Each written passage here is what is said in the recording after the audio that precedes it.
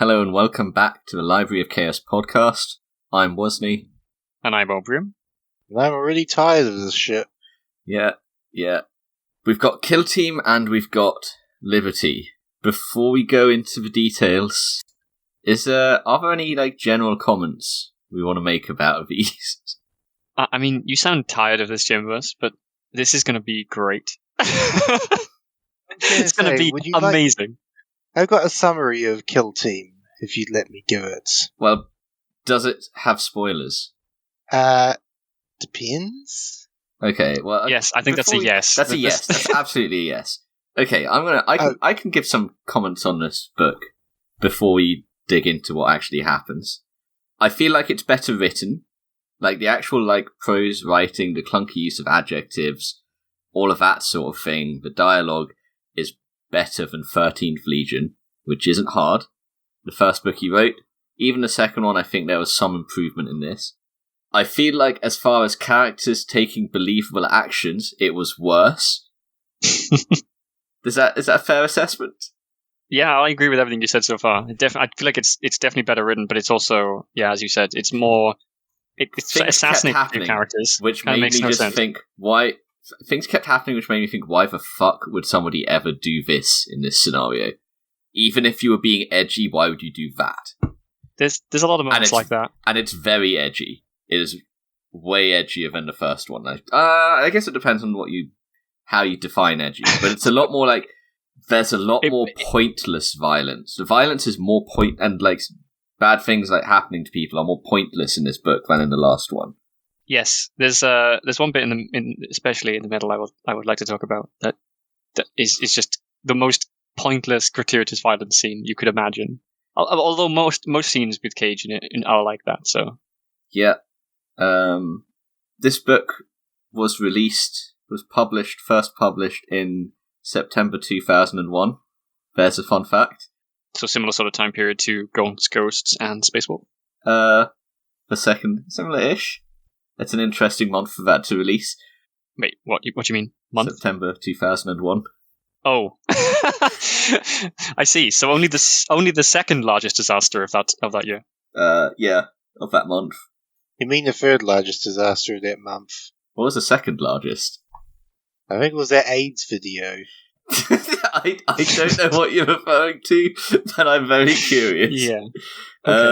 Okay. Do we have any other thoughts on this book before getting into spoilers? This book was a fucking roller coaster because the start is insanely slow. The middle I actually found quite interesting, and I quite like the middle section of this book. But that's probably from my perspective of not knowing a huge amount about 40k. So I got to see a bunch of new stuff in the middle of this. I don't feel like I can split it into start, middle, and end. I feel like there's start. I feel like it's part 1, part 2, part 3, part 4. I feel like part 1 was a bit okay, come on. Part 2 was a bit why are these things happening? Part 3 was was the interesting bit. And then part 4 is explosions. It's like a Michael Bay movie. Yeah, maybe just the entire first 2 parts for you there. Maybe they just blended to one for me. I mean, it was really fucking slow at the beginning. So very little happened, and then suddenly we ended up in an interesting situation, and then the end was the most confusing mess of probably the worst parts of the characters doing things that didn't make any sense. I see it. It's just in general, this book was very messy in terms of what was actually happening. Pacing was weird. The characterization of people was weird. I feel like things were I compared them in the last book to mannequins with name tags. I think they were a little better than that in this book, but rather than being mannequins, they were particularly stupid people. Well, this book is far closer to, say, Suicide Squad than the format of Suicide Squad than, say, the previous book. So we're introduced to a bunch of characters at the beginning that it tries to throw as many interesting quirks and special skills and things at you at once. You are right. Kill Team is Suicide Squad in 40k. How about that? I can agree with this entirely. Let me add to that, if I may. Kill Team is a product of a one-night stand between a Dirty Dozen and Suicide Squad. And whoever the mother was in the situation spent their entire pregnancy drinking and smoking crack, and then gave themselves a back alley abortion with a rusty coat hanger. Gav Thorpe found the fetus in the sewers of Nottingham and raised it as his own, tasking Dennis the mechanical hamster to transcribe its endless screams and inane babble. And that was the first draft of Kill Team. And then that was published? Well, clearly it was published, otherwise what the hell did we just read? Yeah, with very little editing by the look of it. Because there's huge sections of this book that should have been extra-sized. I think this book had less grammar errors and such. I talked about things not being grammatically correct in the last book, and how you don't necessarily notice it, but your brain does. And I don't know if this has less or if I just got used to them. I think it has less. So it might have less grammar issues and maybe even less I guess small localized issues. My biggest problem is that there's sections that this book didn't need that just remained in. And somebody, if an editor had come in and properly looked at this, I'm sure they would have been able to say why is this scene even here? What is the purpose of this scene? This entire thing can just go. Maybe even chapters at a time. All right. Do we have any other comments, or are we done slaking this book and ready to get into the plot? Well, basically all the interesting stuff's in the actual story. I mean, yep. The spoiler-free thing is just us. There's not really much interesting to say other than what we've said, I think. Because, what's interesting to talk about is the decisions and actions people actually take in this book. The decisions and actions you would not expect any, sane or semi-rational human being to take. Well, here's the thing. Gav Thorpe very clearly absorbs the famous line in 40k about literally nobody being sane in their universe. Because nobody acts sane at any point. Yeah, let's get going.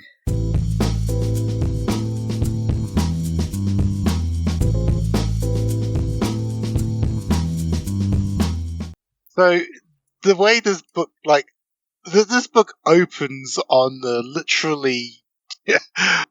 This book literally opens... Oh, God! I don't remember how this book opens. It's the prologue.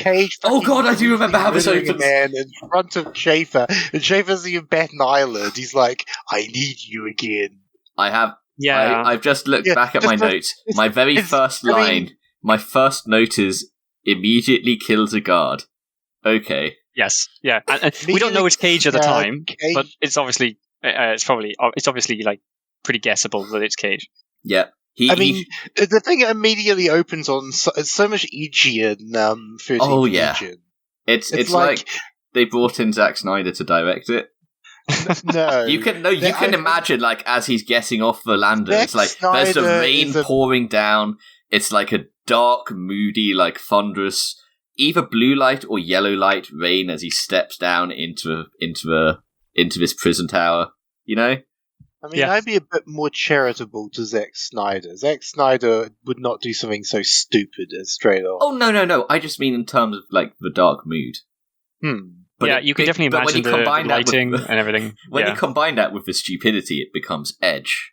That's my take. So we're shown... Schaefer shows up, finds Cage. I can't remember Schaefer's name, but Cage isn't. And these two guards are practically shitting themselves. They're oh no, I don't like handling this prisoner. He's dangerous. Then pretty much unprovoked, he just kills one of them. And yep, straight up just murders him. And attacks the other but leaves them alive. And Schaefer's haha, get ready to do things for me, Cage, or something like that. He just doesn't care. He's just you just killed someone gratuitously for no reason. Haha, that's my Cage. Well, the thing is, the warden's already told Schaefer about all of the crazy shit Cage has been doing while he's been gone. So Schaefer already knows that Cage has murdered half the prison complex. That there was an incident with the spoon, which you should remember for later. Yes. That he fucked up the lift. Schaefer's probably at this point just wow, Cage seems to have actually learned some tricks since last time. So maybe he'll be even more useful to me. Hang on a moment. Okay. So. One of the things that happens very early on, I want to say, we mentioned this in the Deliverance one, but it brings back that whole thing. Men who have nothing but life itself to fight for, fight the best, or something like that. And then it contrasts it against all the other guard to be because the Penal Legion aren't fighting for something else and their lives, but just their lives, they're better than the other guard regiments. And I can sort of see the shape of what he's trying to do here, but the way he's tried to express it is just stupid. Well, I mean, it sort of fails to recognize that being in the Imperial Guard kind of puts your life at risk permanently, while you're obviously in service. He explicitly says if you everyone take away on the front line is... He explicitly says if you take away everything else you can fight for, you fight harder. If you want to say if your life is at risk and you're fighting for your life, then you're more dangerous. Fine. That's upping the ante. Taking away other things to fight for isn't upping the ante, it's lowering it. I think it's a weird conflation. So I think it comes from the idea that, in the moment, so in the sort of the adrenaline rush, in the most dangerous part where your life is literally the only thing that you can really focus on, and it's fight or flight, the instinct moment. And if you choose to fight, and because you have no other option, in that moment, it's the same like a cornered animal will fight the hardest. It's like the pure kind of survival instinct. But he's trying to conflate this with like the broader picture of like the calm moments when you're not necessarily at like instant risk. It's the difference. And he's trying to pretend that the general motive. The way he's fucking putting it, it might as well be like, well, while your family's held hostage, you're not just fighting for your life, but now that your family are dead, you're fighting for your life. Therefore, you'll fight harder. That's the way he puts it, which is, you've misunderstood the point about, like, the cornered animal paradigm. Alright, so Schaefer comes in. I mean, we've pretty much described the prison scene. That's all we get. Well, what happens other than... That's when he first gets him, but we are not done with a prison, because then Schaefer goes, hey, Cage, here's a stack of paperwork. Go find me a crew of specialists. And he goes through and just does these dumb, arbitrary tests to see if people are worth keeping, and fucking just, like, rejects and picks people just based on these stupid, arbitrary tests. Wait, half the time let's round back to this. Okay. This is the famous trope in movies. Cage, I need you to assemble me a team. Yes. A team of the best. With extraordinary skills. The thing is, so Kill Team compared to 13th Legion is a single coherent story. It is not chopped together. Hang on a second. It's a single story. It's not a single coherent story. It is. I would argue it is less coherent than 13th Legion. Yeah, I would also argue that, because I as I said, I actually kind of liked the way that the 13th Legion kind of flew through, enough that I liked the book as a whole. Whereas this, I mean, there's parts I like, there's parts I find interesting, but like as the whole, it's just insane.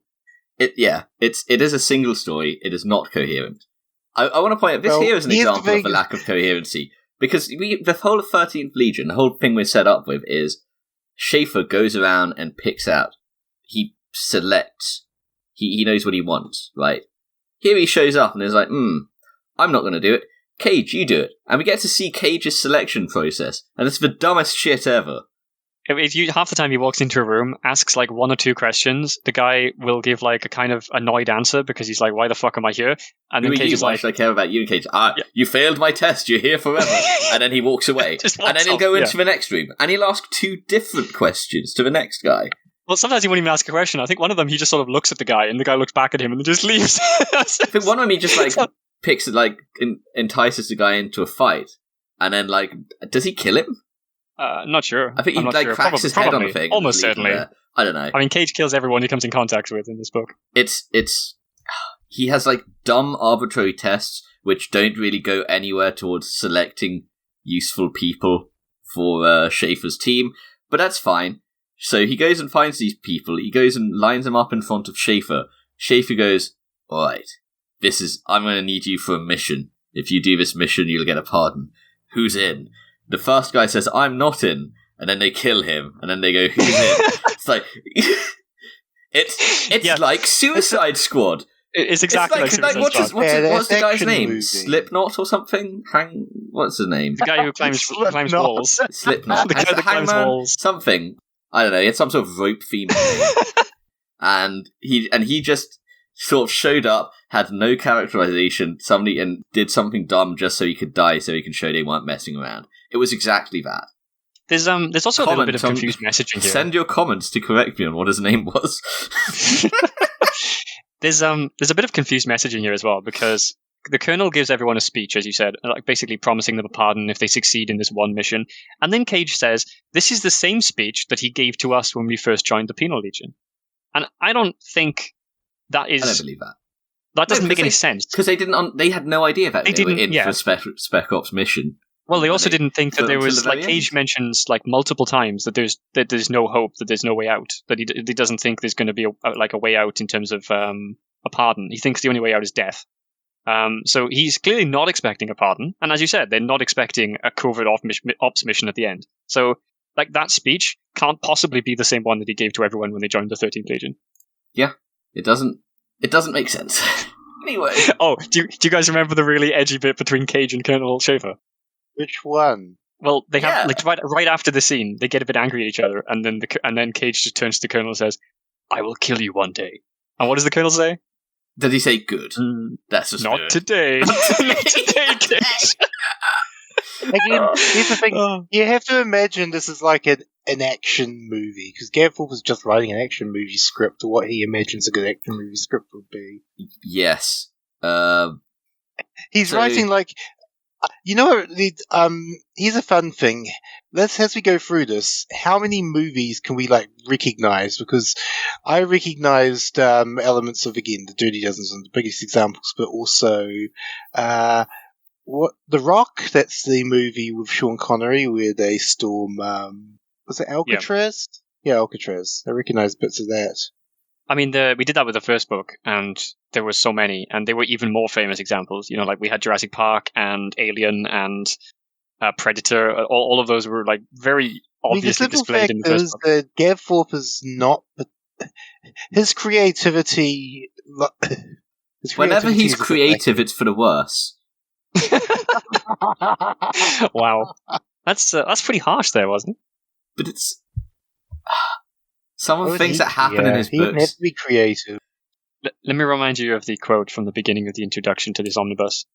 If you steal from one author... Oh, that one. It's research. If you steal from one author, it's plagiarism. If you steal from many, it's research.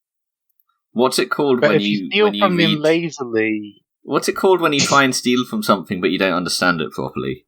What's it called when you try to remake action movies throughout your entire book from various different locations? It's called you sell well and make a lot of money. Yeah. Apparently. Well, okay.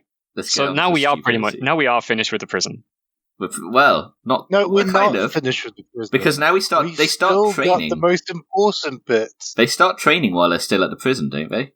They do. No. Yeah. No, they don't. They do because something. I can tell you why. Because something happens to Cage, and he almost gets shipped away from the prison while they are still there, and it happens during training.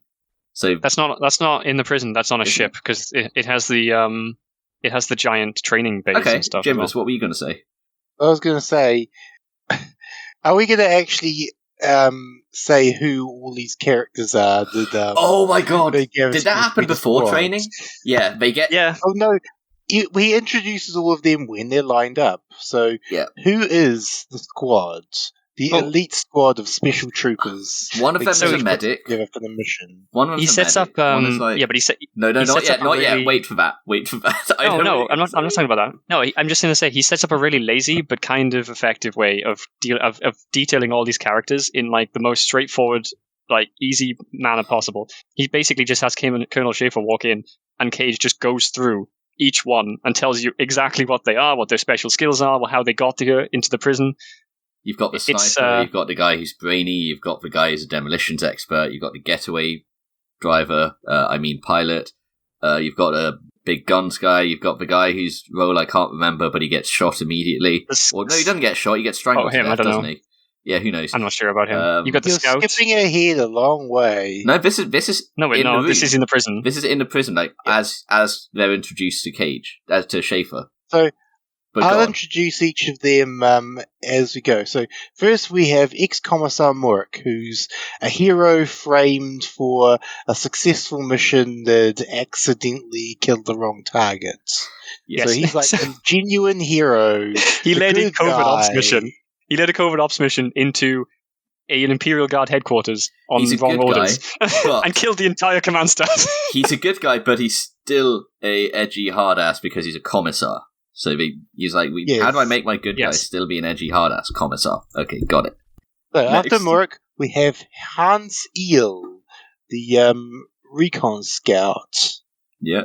Then we have Pablo Regis, the gunnery sergeant with extensive siege and bombardment experience, who was caught looting. Mm-hmm. Then we have our lone woman, Tanya Stradinsk, sniper first class. The sniper who is not bad to look at, though I wouldn't go so far as to say she's pretty either. And she's in there because... we need a girl. No. Well, yes, but also that's not what I meant. This is really strange. She's in there because she refuses to shoot people. Well, not only that though. Like there's a really weird insinuation because she has to be somewhat a bad person. Otherwise, we're watching this complete madness unfold on a potentially completely innocent person. Does she? Because I think that she is basically she shoots. No, but what they say. Yeah, so what they say is... She apparently was involved in an unfortunate incident that killed 20 children. Yeah, and then they make the weird suggestion that she did it on purpose. Did they? And then they just leave it at that and never mention this ever again.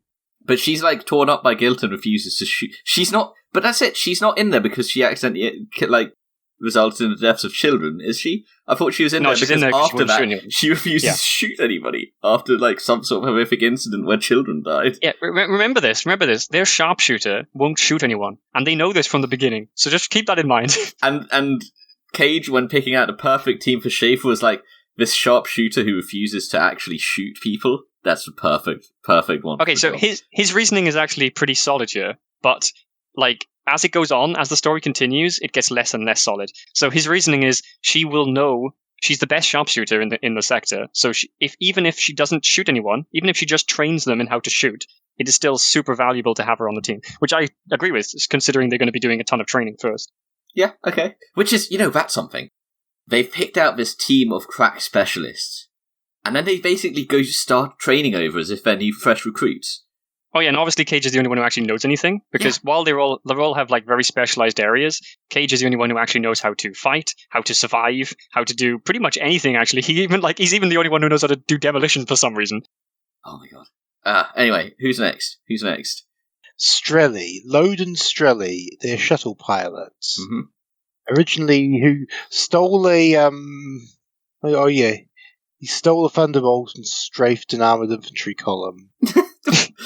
Yeah, he got pissed off at some commanders or something, so he decided to just strafe them with a thunderbolt. Yeah. Next. Trooper Quidlian. The first thing that springs to mind when looking at Quidlian is square. Apparently, he looks like a square. He is a square. He's from Minecraft. Was this the brainy guy? He's the guy who was convicted on tech heresy for fiddling around with... Oh, yes. He's the guy who's the man with a special interest in fiddling with weapons.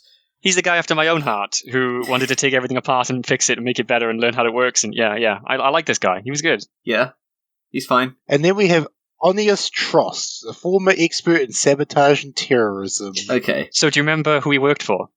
No. So I have to bring this up because this amused me greatly. So he worked for... the Officio Sabatorum. That's the one. Nice. That's the one. Do you know what that means? So this is one of the words where It's a word that sounds like Latin. Don't think about it. Well, that's the thing. No, most of the High Gothic words are actually Latin. That's the problem. And this triggered my spider senses, and I thought there's something off about this because I don't think that means what they want it to mean.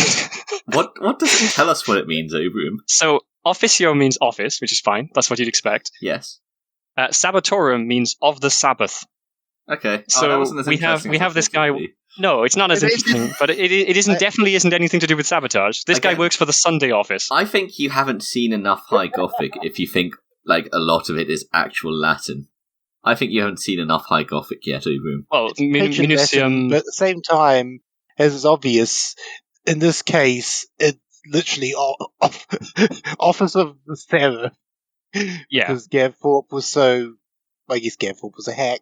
Yeah, well, I mean, Departamento Minitorum, which is obviously a very common one in 40k. I mean, that literally means Department of Defense. So someone went out of their way to make a word that even doesn't sound like what they're after, but to make the word actually mean what they wanted to mean, if that makes sense. Yeah. So, I mean, clearly they were after something there. And whereas I just found the, obviously, office show Sabotorum kind of funny. I think Officio Minotorum was invented by Dan Abnett. And Dan Abnett actually knows Latin, and I bet you $1,000,000 Gav Thorpe doesn't. I'm surprised Abnett does, but there we go. I'm not surprised that Gav Thorpe doesn't. So, I mean, I have to point out, I don't speak Latin either. I can use Google Translate, though. Yeah, Google Translate didn't exist back in 2001. Fair point. And our final member is Peter Stroneberg, Field Surgeon of the 21st Corporan Armoured Cavalry. Ah, yes. He's also worth noting. A drug addict. Also worthy of note, though, is that he has been working as the surgeon for the prison for the entire time that Cage has been there as well. Yep. So it's the gunnery sergeant siege expert guy who says no and gets immediately killed, right? Regis. Yeah. His name doesn't matter. he's about to die, and then he'll never come back. He had a name for 2 pages, and then he gets and then he says no and gets strangled to death. I think he gets strangled, and everybody has to watch. Shot. Oh, does he get shot? Doesn't Cage tackle him to the ground or something first? Oh no, somebody else tackles him for Cage. One of the other guys who's clearly wants to join. No, he gives his bolt pistol to Cage, and Cage blows his brains out. Yeah, that's Schaefer. Yeah. All right. So after this, they're like, all right, now we're going to put you all through boot camp, because as if you aren't all hardened specialists of the guard, which is what Schaefer wanted. And this is no ordinary Full Metal Jacket scenes, because I was reminded of Full Metal Jacket when I was reading this. It's just as brutal and as Full Metal Jacket, except of course it's not trying to have a point like Full Metal Jacket does, because Gav Thorpe, much as he might wish otherwise, he's not Stanley Kubrick. This is where the knife scene is, the speech, isn't it? Yeah, we'll get to that in a sec, though. I'm just going to point out, so they're going to do the training here, and this is where we get to see one of maybe a dozen ships, apparently, in the entire Imperium. That kind of shows just how connected Colonel Schaefer is, apparently. Because this ship contains... It's one of the only ones with a mega, super secret, amazing, high-tech training room. Yes, so this is designed AKA to train legions of well, it's not even the holodeck. It's like all of these. It's several biomes that the tech priests have somehow created on the ship, and they act as if the idea of growing trees on ship is insane. But I guess it would be to a bunch of Imperial guards who are only used to regular ships. But anyway, they have all these biodomes basically along this ship with various different environments with all sorts of training simulators, and can all be controlled from the outside by a tech priest. It's very high-tech stuff for the Imperial Guard, at least what we see most of the time. Can I make a comment about this knife speech? I've copied the speech in here and written a note about it. This speech is fucking hilarious. This is not a knife that I hold, I bark at them, my voice ringing off the distant bulkheads of the training bay. I hold a weapon in my hand. The only purpose of a weapon is to inflict injury and death. This is a man's death. They look at me with more interest now, intrigued to know where my speech is going. Nowhere. that's the answer. I wrote here, what is worse than tell, don't show? Have your character give a really terrible speech to his men? So normally they say, don't tell and not show. You need to show, not tell, right? Here, they tell you and show you, but fail to show you. He has everybody... Basically, he does this speech, and the idea is supposed to be this would be an inspiring speech that they would be interested and intrigued in. But it's not. And then he tells you that it is. Well, the most amazing thing is that Cage does this multiple times in this book, and every time the speech comes across insanely lame, and everyone's just sometimes the characters act. So sometimes the characters act though, in the world, Cage, what the fuck are you doing? And then sometimes they're just captivated, like you said. Well, after that comes a bit which is basically that famous scene from Starship Troopers. You cannot press the nuke if you disable his hand. When Cage fucking beats the shit out of Tross, and your thermal charges didn't help much then, did they, Demolition Man? Try setting one of your bombs now. Yeah, I mean, that's why they're captivated, in my opinion. I don't know whether they actually care about Cage's speech, but after he just increases his violence on various members of the team throughout the training, I probably would listen to the guy as well, to be honest. Mm-hmm. And then I'm going to quote the next bit of it, because this is kind of Fascinating. Right. Everyone will pay attention to what I have to say. Is that understood? I asked him, daring them with my stare. Strodeberg helps Tross to his feet before taking his place in the circle again. I don't give a frag whether any of you live or die. You can be sure of that. I do care whether I live or die, and that means I have to rely on scum like you. Make no bones about it. If the Colonel thinks any of us are not shaping up, the chances are he'll put a bolt into all of us and start afresh. So you best start acting like you care. Listen to me, and we'll all live. Ignore me, and we're all fragging shafted. Eel raises a hand, and I give him a nod to speak. Who the hell are you, sir? He asked. I am the man. The Colonel visited dozens of kinds of hell upon and survived, I reply slowly, gesturing to the others to gather in front of me so I have to keep turning around to look at them all. I am the man who helped the Colonel kill 3 million people.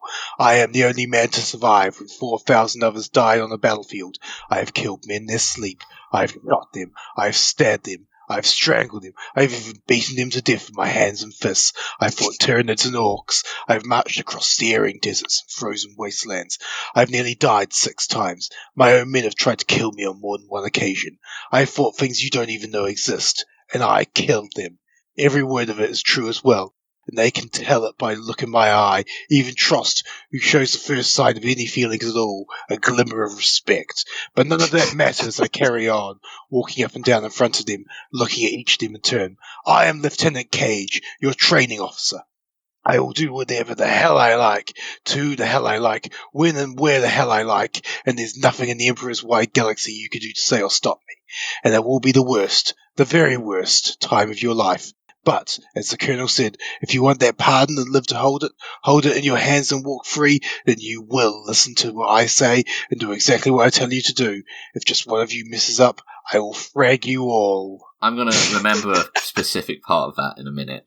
Okay. So, I found it quite interesting that he mentions the 3 million killed, though. He's like, I helped the Colonel kill the 3 million. I thought I mean, obviously he lost the pardon in the end anyway due to his actions, but yes. I thought a huge part of that conversation that Cage has with all of them is that they are never to mention this operation to anyone ever. Oh, he didn't tell them where he killed the 3 million. That's fine.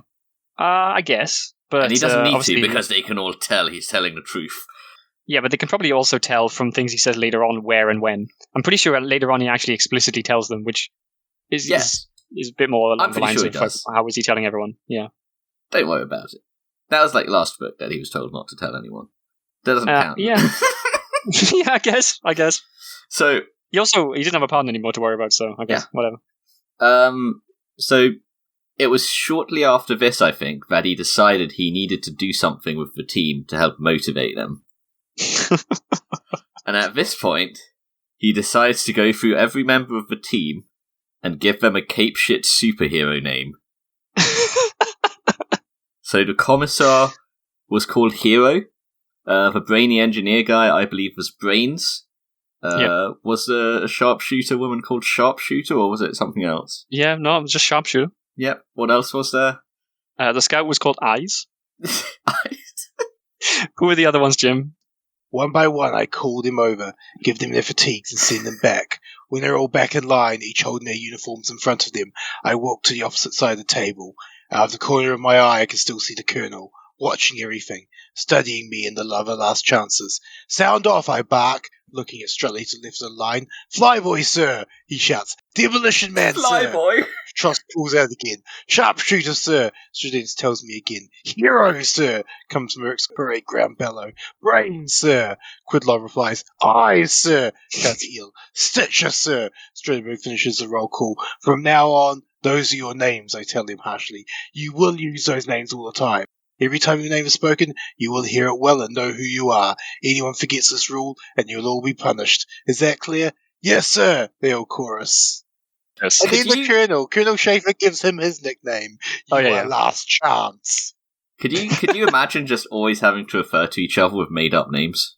Well, there is a huge advantage to this, to be honest, is that I always find myself reading these books, and if there's too many characters, like too quickly, and too many random names that I don't know, then I get confused very quickly as to like who is who. So one good thing about this is it's very difficult to confuse characters for each other when they're called ridiculous shit this. Now you don't need the mannequin's name tag to have a name and job role because their name is their job role. Yes, Job exactly. Done. It's such efficiency. They don't earn their nicknames. They just get given them. Also, that's like not the kind of nicknames people have in the military. Well, supposedly they would have already earned their nickname, which is a part of the question, I guess you said it before, was just why are they going through all this training? Because surely they've already got a decent amount of skills. Although, as I said, I still think their skills seem to be very, very localized. They are so localized, it's as if they've been through a class for their skill and have never seen any combat. Yes, which a lot of them might not have. Fresh. Well, the pilot seems to have, all of them, almost all of their actual, transgressions seem to have happened in the field. Well, the saboteur is a saboteur, and I don't think he would have been an Imperial Guard at all. The surgeon, I think, was a combat medic. Sharpshooter was in the Imperial Guard. Eyes was also, I think, part of the Imperial Guard. Flyboy was clearly an active combat scenario, since he just took a fucking combat plane and strafed a column of infantry for some reason. Yeah, and the other guy was a commissar. So you're right. Almost all of them should have at least had Imperial Guard training. I think the commissar they didn't have cage training. I think the commissar is just about the only person. The commissar is just about the only person who doesn't act like a fresh recruit when they're training. True. I think. I mean, the thing is, not so much. They would have needed that training anyway, because they're not. Just because they've had military training doesn't mean they have training to operate together as a squad. Yeah, but they are just getting basic military training as well. They don't act like people who have fought and need to bond together. They're getting training and they're fucking things up as if they were just fresh to this is first day in boot camp. Because this is because that's Gav Thorpe has seen Full Metal Jacket and all those other action Starship movies Trooper. where you have the where they train. Very, very he doesn't understand. You aren't starting with a bunch of fresh recruits. You can't just take the fresh recruits learning to be in the military action loop, that fucking story premise, and then to decide to run with that with a bunch of people who are allegedly crack specialists at their different roles, and who've got combat experience. They've been through boot camp. So parts of this probably with a better trainer than Cage. I don't know about that. So Cage, one of the things I did like about this bit actually is that Cage recognizes in the first book at one point he has this little inner monologue about how he wishes maybe he could be a trainer or a military trainer at some point, and that he probably would have been pretty good at it.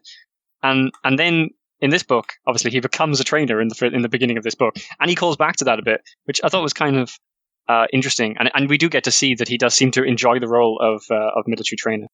Oh, he enjoys being a sadistic ass. Well, there's that too.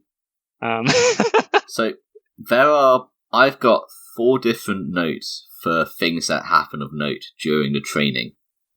Jimbus, do you want to skip forward to the next bit after they get their superhero names?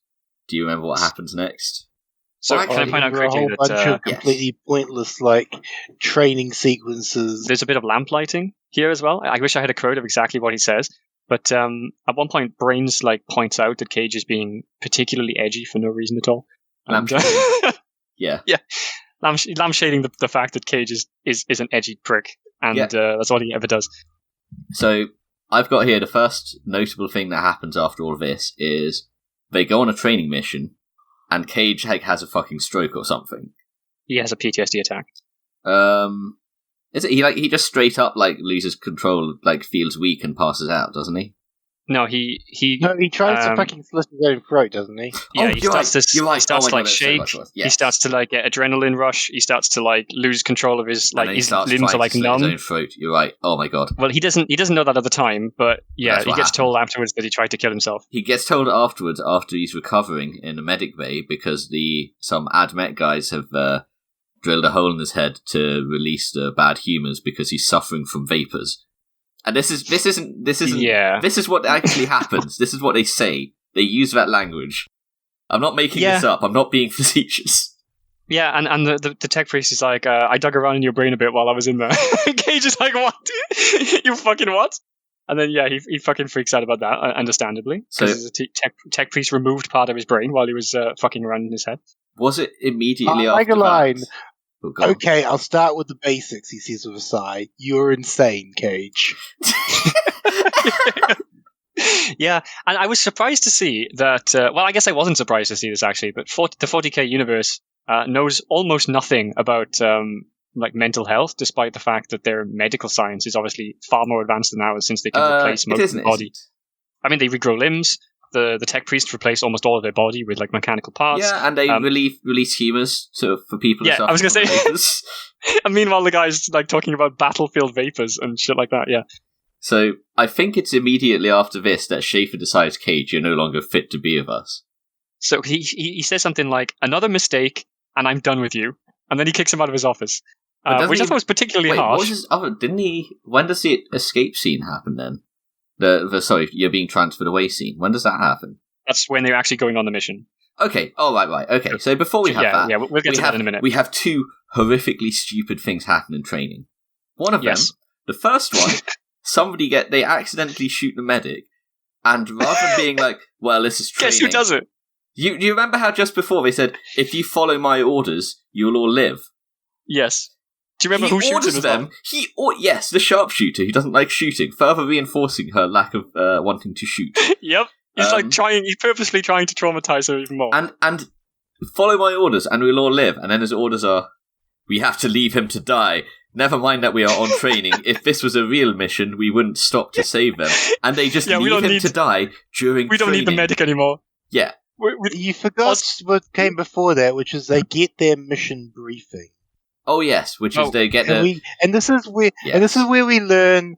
This is interesting because again, you point out when it came out, and the interesting around this time, Games Workshop this is a tie-in for Tau, isn't it? Yeah, Tau were Games Workshop's first new race to the Warhammer 40,000 universe for a good 5-10 years.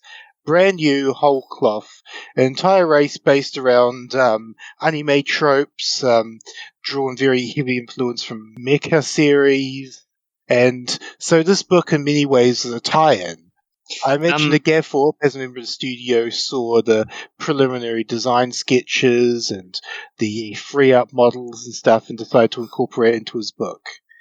This was the point in the book where I actually got kind of interested, because I don't think I've read a novel for 40k so far that has Tau in it. And so I thought, this is kind of interesting. I've always generally liked the Tau. They're an interesting faction in 40k. I wonder what's going to happen and what we're going to find out about them. So their plan here, or the mission, I should say, is to assassinate a Firecast Tau leader. Commander, like a battlesuit commander type dude.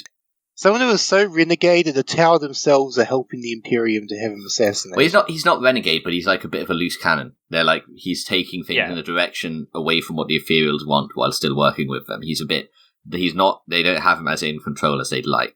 He's an advocate of aggressive colonization, as they call it, which in this case is attacking a human colony and taking over the planet. Whereas what they want is measured colonization, not just...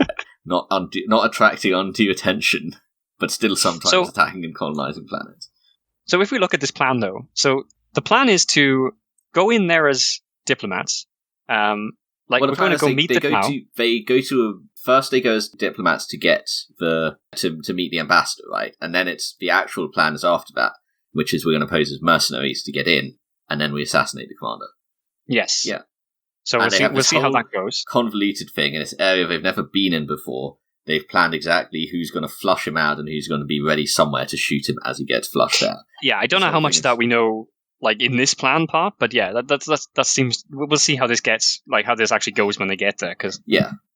So we have this training scene where they leave someone to fucking die. Do you remember what happens in that scene as well, where the guy's like part of his skull gets blown off, and Cage just sort of crouches next to him and starts poking his brain, and one of the other guys is like, "What are you doing, Cage? What the fuck are you doing?" Cage basically has another sort of, I don't know, like panic attack or hallucination or something. He's freaking out a bunch, and then he just starts poking the doctor's brain that's like hanging out of his skull, and everyone just looks at him like he's fucking crazy, because he is. And then we have another bit which is possibly even more stupid. Oh, this was much worse. This was insane. He orders Brains to kill someone at one of the other members of the team. Not just one of the other members, their scout. Yeah, he orders Brains to kill their scout, and then he's like, well done, now that Brains has killed our scout, we've finished your training. Like, yeah, so they started with a tiny fucking team of crack people with very specific purposes. They have a scout. They killed one of them immediately. Yeah, one of them dies immediately. Then the medic gets injured, and he goes, we're on training, leave him to die. Better hope no one else gets injured. And then he orders one of the teammates to kill another. Yeah, so they were worried that Brains wouldn't have it in him to kill somebody. So what they do is they get him to kill one of the other team, which is like who's just as important. This scene was I couldn't even comprehend what was happening when I was watching it. I was like, I think this book of the 3 has the stupidest things happening in it. Until the end of the third one, I'll agree with you. I don't know about stupid. We'll get to that. We'll get to it. And then we have the escape scene. We have the Cage. You're not coming with us. You're a liability. We're going to shuttle you away to the prison ship. You're going to go to prison. Bye. And no, I think that's a little bit on this quite a lot of stuff happens first. Oh, what happens? You forgot the thing that made me laugh my ass off, which was the scene with War Master Bane. I don't remember this. War Master Bane? The scene with Is he a big War guy? Master Bane and the Inquisitor and Oh yeah, because the Inquisitor's back. Because he didn't die. Captain Destrian. And he goes, oh, Cage, I can't believe you tried to kill me, but you didn't manage. No hard feelings. Yeah. The Inquisitor's back. Yeah, I find it very funny when Oriel just turns up again and doesn't really seem to care that Cage kicked him off the plank, and nobody cares. Nobody this gives even more evidence that Colonel Schaefer knew it happened, because he just doesn't give a fuck. Like, nobody cares that Cage tried to kill an Inquisitor. Well, let's be honest, there are very few consequences to any actions in any of these books. Yeah, in spite of how this is what I said last time. Schaefer's depicted as this hard-ass, merciless guy who doesn't tolerate anything, and he just tolerates everything. He's Yeah, so cool and badass, he doesn't give a fuck about. he has such a strange fucking relation with Cage, and like Cage, as we talked about in the first book, he seems to clearly have some sort of like mentory, but also crossed with fucking kidnapping. The fuck's it called? Why does that word always Stockholm syndrome? That word always disappears from my head when I need it. Stockholm syndrome. And yet, as you said, like the Colonel doesn't seem to punish Cage for anything half the time. Most of the time. Well, name one time he punishes him, other than this, which is like, you have a medical disability and are a liability to us. Name one time he actually punishes Cage. I mean, he makes him do like sort of, I guess, a bunch of corporal punishment stuff. Like, he'll just like, you go do this, or you got to go do this. He gives him orders, but he doesn't like punish him. He just gives him orders. Some of them seem to be some of them seem to be as punishments, if that makes sense. I guess like he makes him do some weird things, almost as a punishment. But it kind of feeds into something that we didn't really mention in the first book, but that is like becomes more and more evident as this goes on. Is that the corporal seems to order his men, who he knows are criminals, to do some rather shady stuff, and he seems to use them because they're criminals in many examples, to do some things that maybe he shouldn't be doing. And it's a very interesting dynamic that you have there. Like, for example, from the first book, when he forces Cage to hold that guy at gunpoint so that they can steal the shuttle. When he has Cage strangle the random innocent woman. Like, these are two examples, I guess, of quite a few from the first book. And it gets more like that in the second book as well. Yeah, that's a good point. I didn't notice that. Do you think that was intentional? Do you think he was trying to hint at some sort of, like, maybe there's, like, at some level, it was Schaefer doesn't do the dirty work, That's why he's got all these criminals around him, so that he can commit crimes without really worrying about it. He can have plausible deniability. I don't think he's thought about it that much. Yeah, I don't know. Okay. So you wanted to talk about the next bit? I wanted to talk about the Cage liability off to prison review scene. And what happens next, where we have an extremely long... It was like... I won't call it well written, I'll call it surprisingly well written. Given how excruciatingly long it was, a scene of Cage basically breaking free on this prison ship, where he's like in chains or whatever. Mm-hmm. He breaks free, he manages to wrest control of a shuttle, and then he goes, Take me back? Take me back or I'm going to shoot you. Did you forget to see where he shot someone's leg off? No, I mean, he kills everyone on that ship. It. He basically kills almost everybody except the pilot. And then he goes, the leg being shot off is the smallest part of that. Yeah. He I think it's described as like 10 to 15 people he kills. So there's the two guards in the room with him. There's including, one outside. like, doesn't he make like a There's 6 in the cockpit. Yeah, he creates like a shotgun cartridge grenade and then like throws it into the room. Yeah. I don't know if that actually kills anyone, but he uses an actual grenade to kill a bunch of guys. Yes. He kills, there's like, it sounds like he's the only prisoner on the ship, and there's like 10, 15 people on this little shuttle, and he kills all of them except for I think the co-pilot, who he then says, hey, you know the like risk of dying from them trying to shoot you down if you try and get back in there? If you don't try, I will shoot you right here, right now. So you're going to try and land this ship. Yeah. But here's the thing. He doesn't go, well, I'm free now. I guess let's go somewhere. He goes, take me back to Cage. Take me back to Schaefer. Don't send me back to prison, Colonel, I suddenly blurt out. Take me with you. At least let us land and I'll explain everything. Oh, God. So this entire thing ends, right? If Schaefer just says, shoot him out of the sky. But instead Cage is, like, Schaefer's just like, oh, I guess I'll listen to him, even though I just sent him off in a shuttle and he murdered 15 guards. I will once guards. again indulge this man who keeps on causing me trouble. Yeah, it's insane. And even when he's on the ground, Colonel Schaefer is going to execute him, even though he could have done well, I guess he's holding the guy hostage in the air, but like even then I don't think Colonel Schaefer would care. And Oriel steps up and says, we should take him with us. Oriel, the guy he tried to murder. The guy tried to murder. I'm impressed by your resilience, Cage. You refuse to die, don't you? And this is the other thing here that's worth noting is this is where we start seeing the hints that something's up with Cage, with the Inquisitor. The Inquisitor's just like basically is I see something. I see something in you, Cage, and we're not told what it is. And it's like the first hints of something that becomes an inconsistent theme for the next book, I guess. So it's difficult to tell because of all the PTSD attacks that Cage keeps having as well. But there was an incident on the shuttle where he was about halfway through murdering everyone, where something strange happens that I don't think was part of this like PTSD arc. Because he gets this weird vision where like this powerful entity is sort of standing over him in like a giant shadow and just like forcing him into the ground almost. And he's like stumbles and he staggers and he crouches and it just sort of stares at him and then it fades away and he carries on murdering everyone. And I don't know what the intention was here because obviously later we will find out that Oriel is a psyker. And there's the suggestion that Cage is also a psyker. Was this Oriel? Was this Cage feeling something else? What the fuck was this moment? Just thrown into this middle of this like insane action scene. Also, this is the chapter that I would cut out. Like this entire chapter is completely superfluous to the plot. Yeah, you don't need this. Well, there's one thing it does, which is a sort of character development around that thing I mentioned with the Inquisitor, but you don't need all of this for that. Oh, you absolutely didn't need it for that one scene. I can't think of any other reason why this scene is here, other than Gav Thorpe saw a like prisoner escaped from a convoy scene at some point and thought it would be really cool to have Cage do that. Yeah, and maybe he thought it's been really he did quiet. It in the previous book. He didn't have him successfully do it though.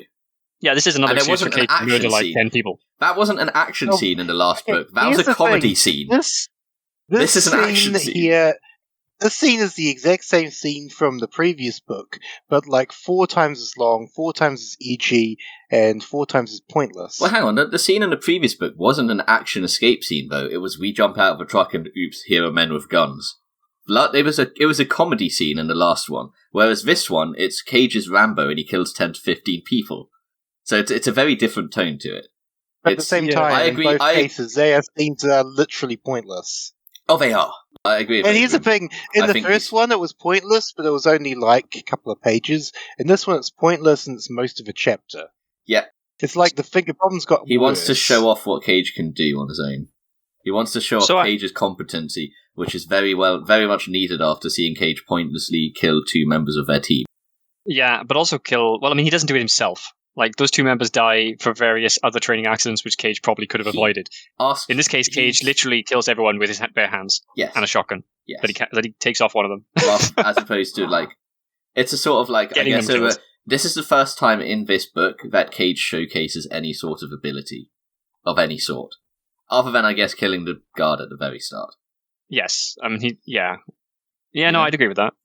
I agree with what you said, which is that he probably saw a scene of somebody doing something like this and was like, I need to have Cage doing that. That makes sense. Yeah, no, I think because it's such a standalone scene, it feels like it could have been a short story, and it doesn't fit really into the rest of the story entirely. A short story. That could absolutely have been like, and it just ends with Schaefer, I'm coming with you, and it's just like for some unnamed mission. I did like how many people the Colonel sends with him. Like he's like I'm going to send Cage to this prison ship. I think we're probably going to need like 12 armed guards on the shuttle just to make sure. I should have made it 13. Fuck, if it had been 13, Cage wouldn't have had enough bullets. Yeah. So something worth noting here as well, and I thought might be of interest to what you guys thought about this. So the Colonel says that he's sending Cage to the prison because he doesn't want to deal with him potentially having an attack or whatever in the middle of a battlefield. Yep. There is what I considered foreshadowing for this decision before Cage has any symptoms. And I don't know whether this was always the Colonel's plan and he just uses his PTSD as an excuse, and whether that was what Gav Thorpe was going for, or whether Gav Thorpe went back and tried to add foreshadowing for this decision. What was that? And added it before by accident. So there's various times where the Colonel talks about Cage training the team for him, get my men ready for me. He says all of these various things, and then Cage picks up on this and echoes what he's saying in a way that very much sounded like Cage was not going to be part of the mission. I guess it's never Cage sort your men, it's Cage sort my men, if we put it that way. Yeah, it was very difficult to really say concretely, but there's all of the wording and the language around all of this training business and what Cage is doing for him. The Colonel seems to be suggesting that Cage was never part of the mission. I can see that. I see it. It's strange, but all of that is from before Cage has his PTSD attack. I think he always planned it, and then he was like, what are we actually going to do? PTSD, escape scene. Maybe this was all a setup because he wanted this escape scene. Possibly he tried to go back and add things that made this possible. Although I don't think the PTSD was... Or he just planned that from the start. He's like, I'm going to have an escape scene where he tries to get back to Schaefer. So with that in mind, Schaefer's going to be sending him off. And maybe Schaefer was always going to send him off, and then he had, oh wait, what if I make him have PTSD and he uses that as an excuse? There we go, let's do that. I don't know. Yeah, I mean, if anyone was going to have PTSD... you know what, let's not try and understand Gav Thorpe. We're going to have to understand him for other books of his. No, God, no. Oh, yes.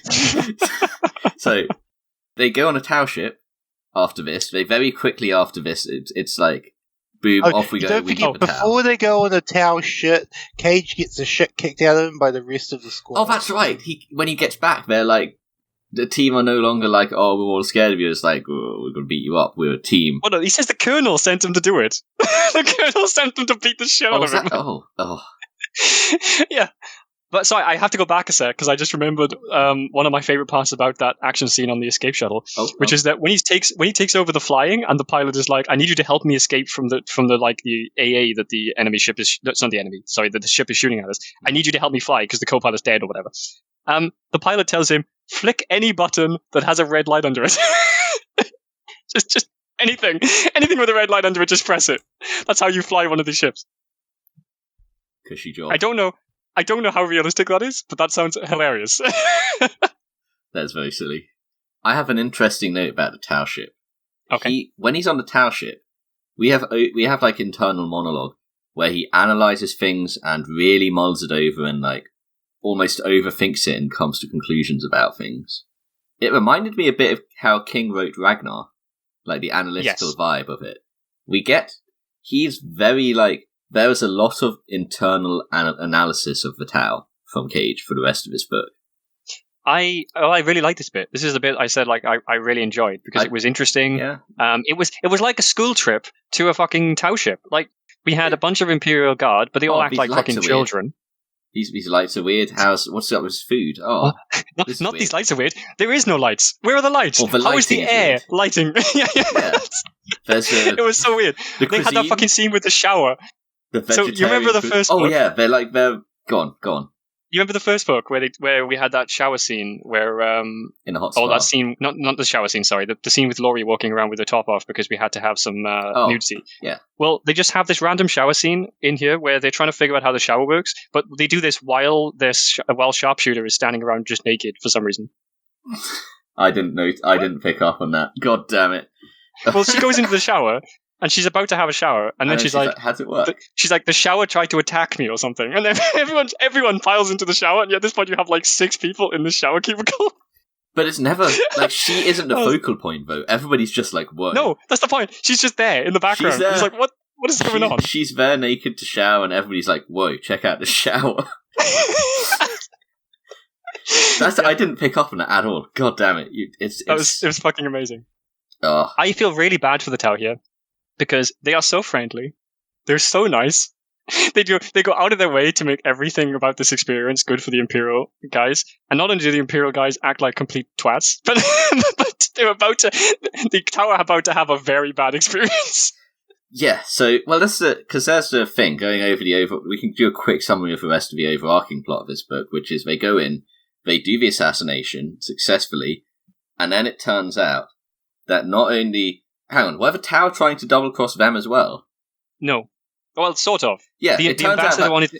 Yeah. So, no, it wasn't necessarily double-crossing them, but they were trying... The person who worked with them to kill the fire cast commander... He wanted to kill the assassins, in this case, Cage and his team. And so yeah, he did want to double-cross them. So he wanted to double-cross them, the guy who the Tau contact. Meanwhile, the Imperium were also double-crossing the Tau, because they were like, we're not just assassinating, we're doing a full-scale invasion after the assassination. Why did this need to be kept secret from Cage's team? Maybe they were worried then. Cage's team had to think that they were doing this to help the Tau, as a mutual arrangement to help the Tau. They weren't allowed to believe that this was going to be the precursor to an Imperial attack on Tau space. They weren't allowed to know that, because... don't know. I mean, you could argue Oriel was worried that they might get captured, that their mission might fail, at which point... But then Oriel was with them, so Oriel knew, so he might get captured. But then it turns out the Tau actually have psychers, which I didn't think was a thing. No, they don't. What? They have psychers in this. Not psychers. What the fuck? Yeah? You want to bet? So in this, when they're doing... You know let's get to that. That's when they arrive. I know you're talking about something on the planet, aren't you? When they get to the actual... as mercenaries, right? Let's put a pin in that and get back to that when they land on. I think it's before. No, I think it's on that planet when they're going into the barracks. Oh yes, yeah, you're right. Well, so let's put a pin in that. Come back to that later. For now, they're on this Tau ship. He comments on the Tau cuisine being vegetarian, which I thought was quite funny. And also very... yeah, right. He also comments on lots and lots of other things, which I found quite interesting. So the Tau have a base 8 counting system. Yeah, they have cool. They use some sort of weird chopstick paddle-like things. Their lighting system doesn't have light bulbs or any sort of visible light somehow. They have a power system that is like completely unfallible and has not had accidents for hundreds of years, and produces enough power for their ship, obviously. Something, especially in old 40k, Necrons had a big vibe of like, the expression, any technology sufficiently advanced is indistinguishable from magic. Yes. Arthur C. Clarke. Yeah. So Necrons strongly have that vibe early on. They've just got like straight up like faster than light travel through space, which I don't think they do anymore. They have like instantaneous teleportation. They're just like, oh, our metal just reknits itself back together when we get blasted apart. All this sort of shit. Tau aren't quite there, but they are basically there from the mind of an Imperial citizen. Yeah, it's like watching a school trip. They're wandering around. This is insane though as well. Like this is the cutting edge military Tau ship, and they get given like a grand tour of the entire fucking facility, including the power sources, like the warp drives. Like they get shown pretty much everything. Yep. And I'm just like, these Tau, like they don't understand what they're dealing with, do they? Like I feel so bad for them. Tau have always been. There is a line that Cage says. I'm going to quote it. That's the big difference between their beliefs and ours. I've been to over a dozen worlds in the Imperium, and they've all been different in some way or another. We've changed and adapted to live on ice worlds, and depths of jungles, and airless moons, and onboard space stations, yet everyone is still human in some deep down way. The Tau, on the other hand, are just repeating themselves, trying to turn the galaxy into their vision. That's what will kill them off in the end, I reckon. Life will throw all sorts of different challenges your way, and sometimes you have to go around them. Well, I think the Tau will just try and ride straight through it all, driven on by that stupid idea that the greater good will see them through. It almost reads like some sort of like anti-globalist message. Gavthorpe did. Gavthorpe was a strong Remain supporter for Brexit. Okay, so that's not quite the same as. I mean, okay, yeah, I don't know. I feel like it's just Cage's. It's an Imperial view within there. I strongly hope that Cage's views do not reflect on Gavthorpe in any way. I would really hope so. Cage is clearly a fucking murderer. Cage isn't. Here's the thing. I kind of wonder if Cage isn't Gavthorpe's like either his indulgence or his way of. He better not be. Oh, we better not. Well, be. this is what I mean, though. This is what I said in the first book about the first book. As the series goes on, it starts to. I had to wonder whether this was Gav Thorpe getting off on it, because it was fucking some of the scenes get worse and worse and weirder and in some ways creepier. It's a bit disturbing. Mm-hmm. Yeah, we'll have more to say on that later. Oh yeah, there's so much more to say on that. So did you notice there's even a bit when they're on this fucking ship, you're talking about Cage and their the Imperial view of what the Tower about. Well, there's even parts where the Imperials go out of their way to express religious devotion just to make the town more uncomfortable. Yes. Well, I would be pretty uncomfortable by the shit they keep spouting out randomly. It ties into something we've never talked about is that Cage's supposed belief in the God Emperor, which always strikes me as extremely hypocritical. It's interesting. I always found that quite an interesting part of the first book, though. Is lots of the they have an entire discussion. So many of the Penal Legion are still super, super devoted to the Emperor. It's part of why they fight. I can't remember which character it was. One of the mannequins, possibly one that didn't even have a name tag, or his name tag fell off, was annoyed with one of the religious guys. It was he was a former preacher or something who was now an atheist, and that's why he was the one who could only speak in. No, it was the other guy. There's one guy who could only talk, and then there's another former preacher who was I don't believe in that anymore, and everybody's literally everyone hates him. It's what happened to him? I think it was murdered. Didn't they all he died in some inconsequential scene, probably at the God plant. Probably. Or maybe he was in the airlock when they had to blast everybody out. Whatever. It's interesting, though, because it further undermines the message that we keep talking about, wasn't it? That Gav Thorpe seems to be going for, which is when you don't have anything else, you fight for survival. Well, it further undermines that, because so many of the Penal Legion talk about how they're fighting for the Emperor. Yeah. Yep. I've never thought of it in terms of that, because it's a completely stupid premise in the first place. It doesn't need undermining. Yeah. But he keeps introducing other elements that further break that entire thing as an interesting part. I really liked the scene where they keep making Cage this book. There's multiple scenes in this book where they make Cage do something uncomfortable because no one else volunteers. So in this case, they're having a buffet and they forced Cage to go up and be first of the the Imperials to actually go and sample this buffet. And Cage just starts grabbing a bit of everything, pouring some random sauce on it, and the tower all just laughing in the background. And Tom has to explain to them how they do it culturally. Well, yeah, but he talks about it being fruit and gravy and hot sauces and stuff like that. I just had this image of him just getting some fucking horseradish and some melon and just scooping it on the tower, just what the fuck is he doing? Sauce on top. But none of the Tau explained what any of these foods are. So not until after that point, someone comes to correct him. They don't. It doesn't. It seems daft. But that's almost I'm going to use the word humanizing, but you know what I mean. A humanizing element to them, a mistake. Which is that they don't. It doesn't occur to them that the humans might be culturally different. Oh yes. Oh, okay. Yeah. So I was going to talk about. Yeah. I was going to talk an add-on to that, which is, I think, a little bit later on when we meet the Kroot. Yeah, we'll get to the Kroot. Brain. That was the other example I was going to talk about. We'll come back to a Kroot in a minute. But yeah, I want to mention, you mentioned about the Tau being a bit naive. And I do want to say that is a long-running theme for the Tau. They are often, so orcs are kind of the comic relief of a setting in terms of being they get up to funny things. Yeah. The Tau are comic relief in more of a British comedy kind of way. They will bumblingly go into a situation not realizing something very unfortunate is about to happen to them. And, I feel really bad for them in this case. But it's like a Monty Python sketch or a Blackadder or something, where just something unfortunate happens and they're the butt of the joke. There's a scene where there's fluff excerpts of things like the tower being attacked by Tyranids, but then Necron ships show up and blast the Tyranids out of orbit. And then the Necron ships go to land on the planet. And the tower arrange a victory parade.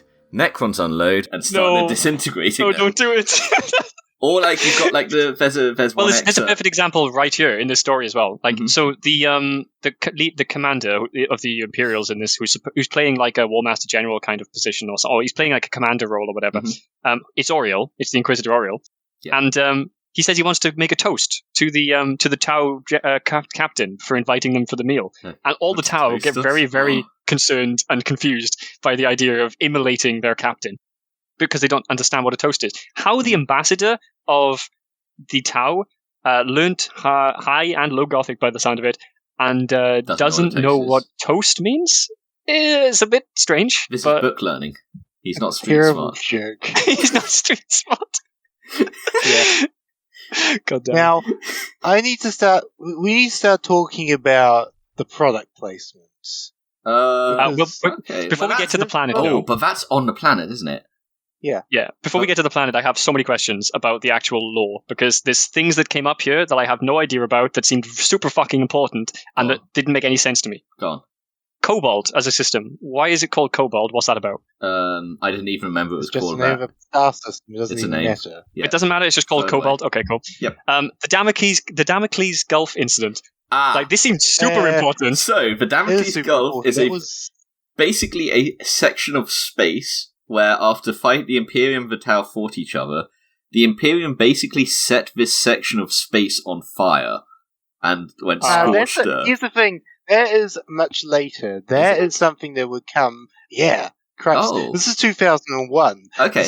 The whole stupid, that whole stupid Damocles bullshit was not a thing. In 2001, with the Tau Codex just out, the Damocles Gulf is the area of space separating the Imperium of Man proper from Tau space. The Imperium sent a crusade through the Damocles Gulf that failed to defeat the Tau, and is kind of no man's land. So the only time I've ever heard of the Damocles Gulf was the fact that they set fire to this region of space in some way or another. Yeah, well, that's and that's later. When I saw this, 40... yeah, but when I saw this referring to the Damocles Gulf incident, I was like, whoa, was it like on fire right from the start of Tau? But okay, that's interesting. I didn't know that. Well, don't forget, this is before 40k truly jumped. Well, this is still 3rd edition. Was that like a 5th ed thing? Shark yet? Was that a 5th ed thing? No, 6th ed, I believe. Oh, okay, fine. That was a whole There was a whole series of books that they released, which we'll get to. At some point. Well, one, those are mostly game books, so I don't know about the fluff, and 2, they basically have everyone acting really fucking stupid. Oh, but there are a whole bunch of like Space Marine battle books. I've not really read many actually Tau-focused books focused on Tau engagements, other than when it just pops up as we'll part of another get to series. those eventually, and that's going to be... Okay. Yeah, well, as I said, I've not really come across the Tau in a book yet like this, so it was kind of very interesting to see them and their Well, I actually have and technology and. You have read one or two Titus Kane books. Oh yes, they do turn up in one of those, don't they? Yeah. Okay, that's a fair point. Yeah, you don't see much of them though, to be honest. No. You don't really see. So Jimbus? Wait, they do a. Go on. The thing I've noticed is I actually own a 3rd edition, the very first Tau Codex, and in that codex, the writers personally thank Gav Thorpe for giving them ideas. And when I was reading this, I was very much reminded of that, because this feels like Gav Thorpe is cramming as much of the Tau lore as he possibly can into his book, without any kind of rhyme or reason. It's not natural. He's crowbarring in all of this cool new fluff for the Tau, this new race in 40k, into his book, as much as he can. Certainly the case here on the spaceship. It's going to get even worse once you get to the planet. You had more of them over. What was that, sorry? You said, did you have more of those questions? I think that covers most of the bits that were kind of strange, and I didn't like know exactly what they were referring to. They have like a large conversation with the ambassador, and he says a bunch of different things at the same time. But that was the main one, I think, was this supposed failed like Damocles cluster crusade or something. I think he says. I've got a note here. Sorry, go on. No, I was just going to say they do eventually get to the planet. I was going to say I've got a note here, and I don't know if this happened before or after they got to the planet. But there was a whole thing with Cage just berating the woman with PTSD unfairly, because that'll make her perform better. Just like yell at her for having PTSD. So this is the point. This is by far past the point, I guess, almost at this point, because fuck. This is the point where they get to the mission. It's gone too far, right? They've got this woman they know who won't fire. They won't fucking shoot anyone. She's still their sharpshooter. The entire mission still hinges on the idea that she will shoot the target. In spite of her being like, I'm not going to do it. Yeah, they're going to funnel the target out into the open, and she's going to take the shot. Despite the fact that she points out both Cage and one of the other guys, I think it's the hero, the commissar, could take the shot instead. Yes. Cage and Colonel Schaefer are both like, nope, it's got to be her. And so she is going to be taking the shot, despite the fact that, as you said, she says she won't do it. She portrays in everything that she won't do it. And we will find out eventually that she won't do it. Which ruins the entire fucking plan. And it doesn't quite ruin it, but it causes so much more issue that they should never have survived. The plan is definitely ruined. They definitely don't enact the plan properly. Yeah, but early on in the training, I can get behind Cage's reasoning. She's clearly a really good shot. She could teach them all how to shoot, and she does teach them how to shoot. So they could have taken her place. Instead, they bring her on this mission, despite the fact she won't actually shoot anyone, and it causes them a lot of issues. And there's no excuse for this at all. This is one of the most nonsensical decisions in the entire fucking book. Yeah, so let's just yell at her for having PTSD. That'll solve it. There's a really good scene that I liked that I'd been waiting for, because I've been waiting the entire time that they've been with the ambassador, they've been with all the Tau on the ship. I've been waiting for this moment where they talk numbers. Because my understanding in lore is that the Tau are relatively small as a race, and to hear the Tau talk as if they might at some point be able to compete with the Imperials, it seemed somewhat hilarious considering the number difference. They do not understand. At some point they they mention it, don't they? So they're down on the planet and they meet this fire warrior who's also at a buffet, because they're always at buffets for some reason. They're having breakfast. They meet with this fire warrior. They sit down with him and they start talking. And their contact, who is an aircast ethereal, is there, and they're having this discussion. And I'm pretty sure he's just an aircast. Oh no, an ethereal doesn't ethereal attend or go through at some point? Oh yeah, you're right. Yeah, no, but the ethereal does walk past, but it's not actually him. Yeah, the guy is just aircast. And Cage mentions that he comes from a hive city of 9 billion people. And and the fire warrior commander guy is like, what the fuck? Well, he says something like, that's more Tau than are in this entire sector. And Cage is like, well, that was one hive world on a planet of 10 hive worlds or something. And then the Tau start having a fucking argument in Tau, and they're just watching the fuck. It's either new info to both of them, or it's new info to the Firecast guy, because they aren't this isn't the sort of thing you tell your military guys. You don't tell them how fucked they are. Yeah, I kind of found that scene funny, because I've been waiting for this moment to happen for ages, and then they finally bring up numbers, and it's very obvious the Tau do not understand what's happening. Yeah, which is sad. The whole story of the Tau in 40k is the Tau do not understand what's happening. They think they're in Star Trek, where they're actually in 40k. that entire thing just makes me sad. So they're on the planet. They go down to the planet, and we get these mech suit parades, and we get to see Cage looking at them and being in horror, my god, how can we fight against this? Yes, and he doesn't realize the numbers either. That's the funny thing. Yes. So it's like a reverse as well. Most of the Imperial guys there don't realize how small the Tau are as a faction either. Mm-hmm. So they're looking at the technology like, holy fuck, we don't stand a chance. And the Tau, if they knew, would be like, they would break their minds. One thing that struck me when he's looking at these suits, throughout so much of this, Cage has been unforgivably stupid. The whole predation trail thing. Just loads of scenes like that where he's just the dumbass for things being explained to him. He's illiterate. Gav made him illiterate. Yeah, but they explicitly say at one point that he's illiterate. But he's looking at these. Why did Schaefer give him a stack of paperwork? Never mind. Well, actually, do you remember the guy holds it out and reads it for him? The guard. Oh my god. Anyway. I'm sure the guard is reading the paperwork Maybe for him. Maybe he knows enough to read read cell numbers. Yeah, okay. So, anyway, Cage is looking at these battle suits, and he's speculating on the technology behind them. Yes. And it's just it just feels really he doesn't make sense as a character, being simultaneously this tech-savvy, and yet also an illiterate dumbass.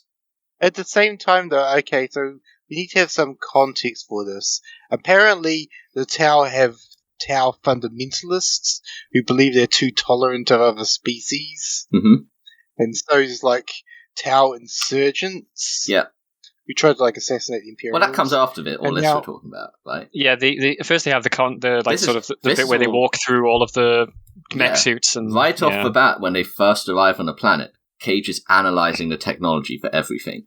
He's looking at these battle suits and he's speculating how, like, this would have been better if Cage was there and Brains was next to him, whispering things to him. Yeah, it would have been, but it also would have been just as clunky. I mean, But it would have been less jarring. It would have been. That's the thing. was this not product placement? Is this not the product placement we always talk about? Kinda.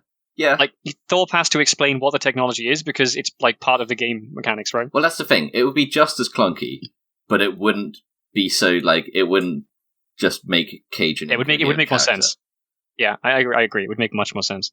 So it's just after towards the bit where Jimbus was just mentioning, we actually see one of their tanks, and I fucking love this description. It was not because it was good, but it was the funniest fucking thing in this entire section. Go on. Because it describes this tank coming in, and then he's describing the shape of it. He's like the bulky back end, and it's hovering like I don't know, 20 meters up or whatever, and then the front goes towards, and it flattens and widens at the front, almost like a hammerhead. And I'm just like, is this a hammerhead tank?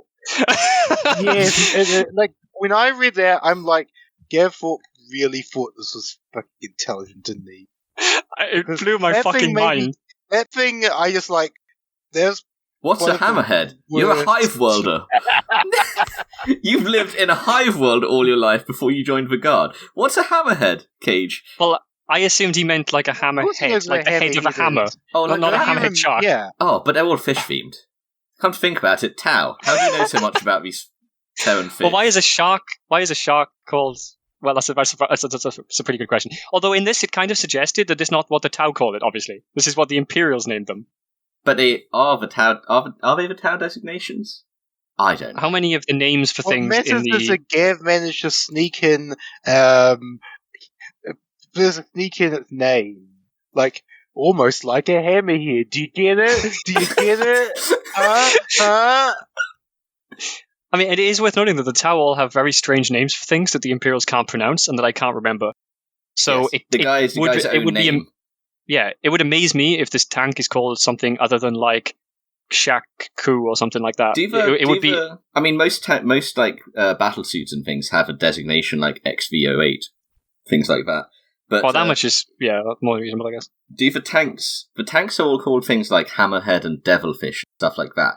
Are those like their Tau designations, or are those just Imperial designations? I'm like doubting myself here. They must be Jimbus. Imperial, surely. I mean, even within the context of the game. I've got to look it up. Its Tau name is TX7. Okay, fair enough. I guess maybe it is just because the thing is, it's not like Tyranids, where it's like obviously the Tyranid doesn't call itself a Tyranid warrior. You know, the Tau are an intelligent, thinking species that can name their own things. But have they called it a hammerhead? You know what I mean. Yeah, I know what you mean. I mean the Elder as well. I mean, obviously the Elder probably called their things like the Arctar of Cain and stuff like that. So it's Howling Banshees, things like that. Fine. There are a few things like striking serpents, vipers. I don't know. It does bring the question of whether all of this is just like seeing this from an Imperial perspective because we're humans. and this is all alien, or whether they actually refer to it. I mean, as you said though, it's a great point. How the fuck would a Tau know what a hammerhead shark looks like? Yeah, and it's because it is like it's not named after a hammer, because then what's the devilfish named after? That common woodworking tool, the devilfish. I mean, the whole name system goes out the window later on when you have stuff like the Riptide and the Cold Surge. Yeah. But those are battle suits, aren't they? So they're not like tanks. That's fine. So this scene with the tanks like and stuff. So like I found it rather strange that they're basically stuck in traffic, right? So they're traveling along what seems like a road, but in some sort of like hover limousine / armored car transport thing. But surrounded by civilian vehicles that are all also traveling on the ground on hover technology. Mm-hmm. And then this fucking tank that I thought was a relatively like ground-based vehicle, but with hover technology, sails over them, like up in the air somewhere. Yeah. And it just made me think, like, why do they have roads? Like, why do these Tau with like infinite hovering technology and drones that fly all over the fucking place? Why do they have roads? Because not everything flies like. Don't think about it. Don't think about it. I mean, it's not a huge thing. It just seemed interesting. Like, I was just, it was a very like sort of weird description because I didn't realize these tanks could literally just fly, basically. Tau do got technology. Can I just say, the siege attack? Yeah. The attack on them. I think at that point, for the first time in this book, I was interested in the plot. I was like, ooh, something's happening that I wasn't expecting. Yes, something's happening that I wasn't expecting. That wasn't just completely fucking stupid. Every other thing I wasn't expecting so far has just been like... Oh, wait, no, hold on, because it was fucking stupid. We just didn't know why yet. Yeah. Yeah, at the time it was very much like, this entire thing feels like a pantomime, and some of the Imperials know this, and some of them don't seem to realize. But what is going on here? Like, what is the Tau's actual goal? What is their actual objective? Then? If it is one, or if it's not, then why has this happened either way? Because I don't know. It's clearly more to it than just some insurgents who don't like humans. Yeah, I mean, I was wondering at this point whether the Tau were trying to trick them into assassinating one of their military leaders because this would give them a prelude to go into war, because a lot of what the Tau were saying was the fact that like nobody wanted to go to war because they were very peaceful and their greater good didn't really want to like force violence. I thought that maybe they were looking for a reason. Because it does seem really weird from the Imperial perspective, because obviously you mentioned that they're going to try and cover themselves as mercenaries, but they were still the ambassadors that turned up. So it would still be really... before? Yeah, it would still be really easy, I would imagine, for the Tau to be like, well, the Imperial ambassadors... Get me a picture of mercenaries. Hang on a minute. Yeah, the Imperial like ambassadors just murdered our our regional commander. Like, what the fuck is going on here? Isn't part of the plan supposed to be that they were in fact not ambassadors? Yes, but like, how does that happen? How does an Imperial ambassadors group turn up and they're actually not ambassadors? Don't think about it. That just seems fucking insane. Is there anything else worth talking about on this planet before they go to the army muster point? No, I think the mercenaries are the next bit, and I really like this bit. It's great. Jimbus, do you want to lead for what happens here?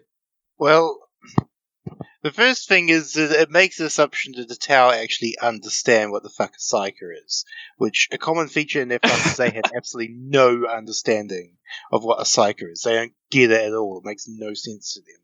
So them using Psykers from these alien mercenaries makes literally no sense at all. But I mean, yeah, so they scam them. In a developing fluff where you've got a whole bunch of... They clearly hadn't decided on that yet for the lore, so I won't begrudge them that. And it kind of... You could see why, if you've got a race of non-psychic things and they've got a whole bunch of auxiliary things, then they might bring in some psychers on the side from another race. I mean, the problem, I guess, is that if you don't... that requires him to know what a psyker is and what well, that's again, like, it makes sense as a creative decision to have that if you're creating them as a race. And they clearly decided they changed their mind on that. It's like... Well, especially because like, in a plot like this, if you don't show that they at least know and have some sort of defense against psychers, like, the Tau are even more defenseless than they already appear. Oh, like, well, they are. I mean, there is a part of the story where they're, like, non-understanding of psychers actually kind of fucks them massively. But like, yeah, it seems kind of crazy because like a single like relatively powerful psyker could just destroy the entire Tower fucking race on its own. Probably, you're given enough Imperial resources. There is a story at some point about a Calexis assassin, which is the ones which have like weird psycho blank null type things going on, where they absorb energy from things, where one of those operates very successfully among Tau. Why would they want to blank though? Like, how does that make a difference? I guess surely someone who's actually capable of, like someone like John Grammaticus, for example, who's a like linguist and all that shit. Like that would be amazingly powerful. But nobody has. The Calexis isn't even noticed. They're like a grey. They just walk among things without being seen. Oh no, an assassin that nobody can see. Yes. Like, because they just don't notice them. That's horrendous. Yes. Okay. Now, we need to talk about that scene from Star Wars. In the bar? The cantina scene. Bar? Yes. Yeah. I noticed. It was very cool seeing the different aliens in there. They had Hood. Like the original Hood, the little rat dudes. Harud, or whatever they're fucking... Yes, what are those? Is that the rat? Is that the rat entropy men? monsters that look like Doctor Who monsters. That's not ratlings. They are they were initially talked about as like a 40k equivalent to Skaven. They were like, people speculated on that at least, and they were like literal rat people. But they weren't really Skaven in many other ways. Is it the Harud that gained the weird like time powers? It's not so much that they gained time powers, it's more that they stopped being these little weird rat creatures and were replaced by Hood that are entropy monsters that look like they're out of Doctor Who.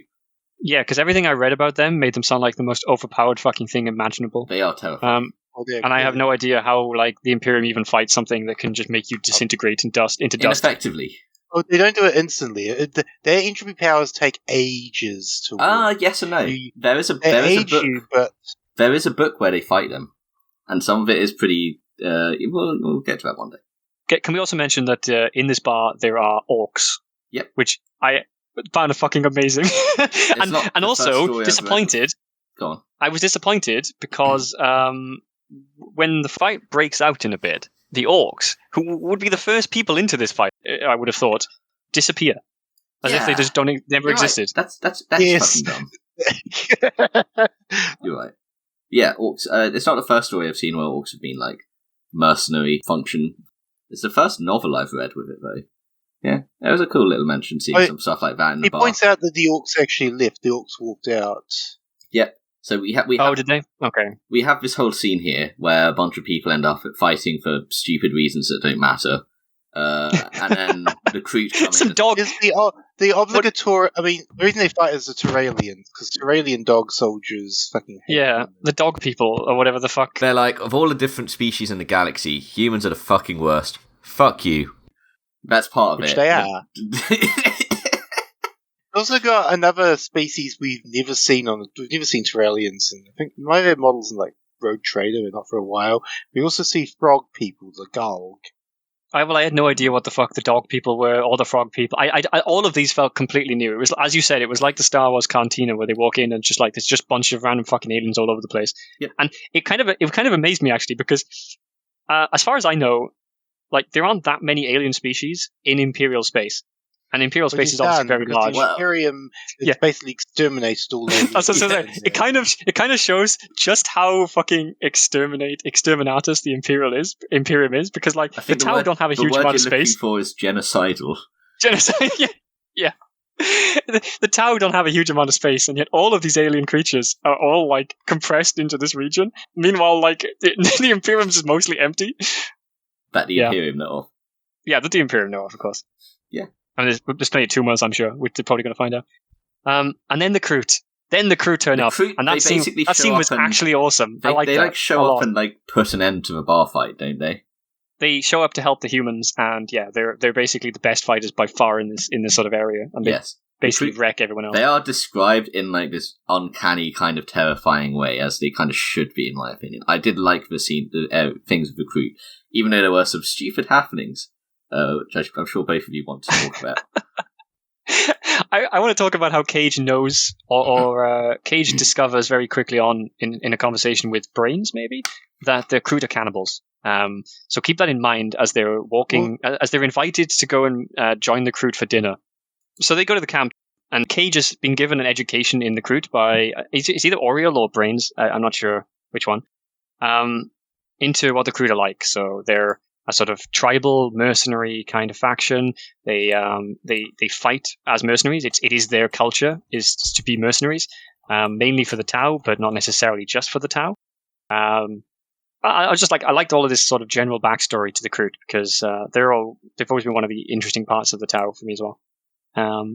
Anyway, so they get there, they turn up at the camp, and knowing that the Kroot are cannibals and that they eat their own, and that they wouldn't bat an eyelid at this, and that they're definitely carnivores. They don't eat their own. They eat other sapient species, and they need to eat other sapient species because that's basically how they evolve and adapt. So they are told explicitly that the Kroot eat their own dead. Yeah, they eat their own as well. Oh, that. Yeah, and the reason being, I was convinced that they ate other species.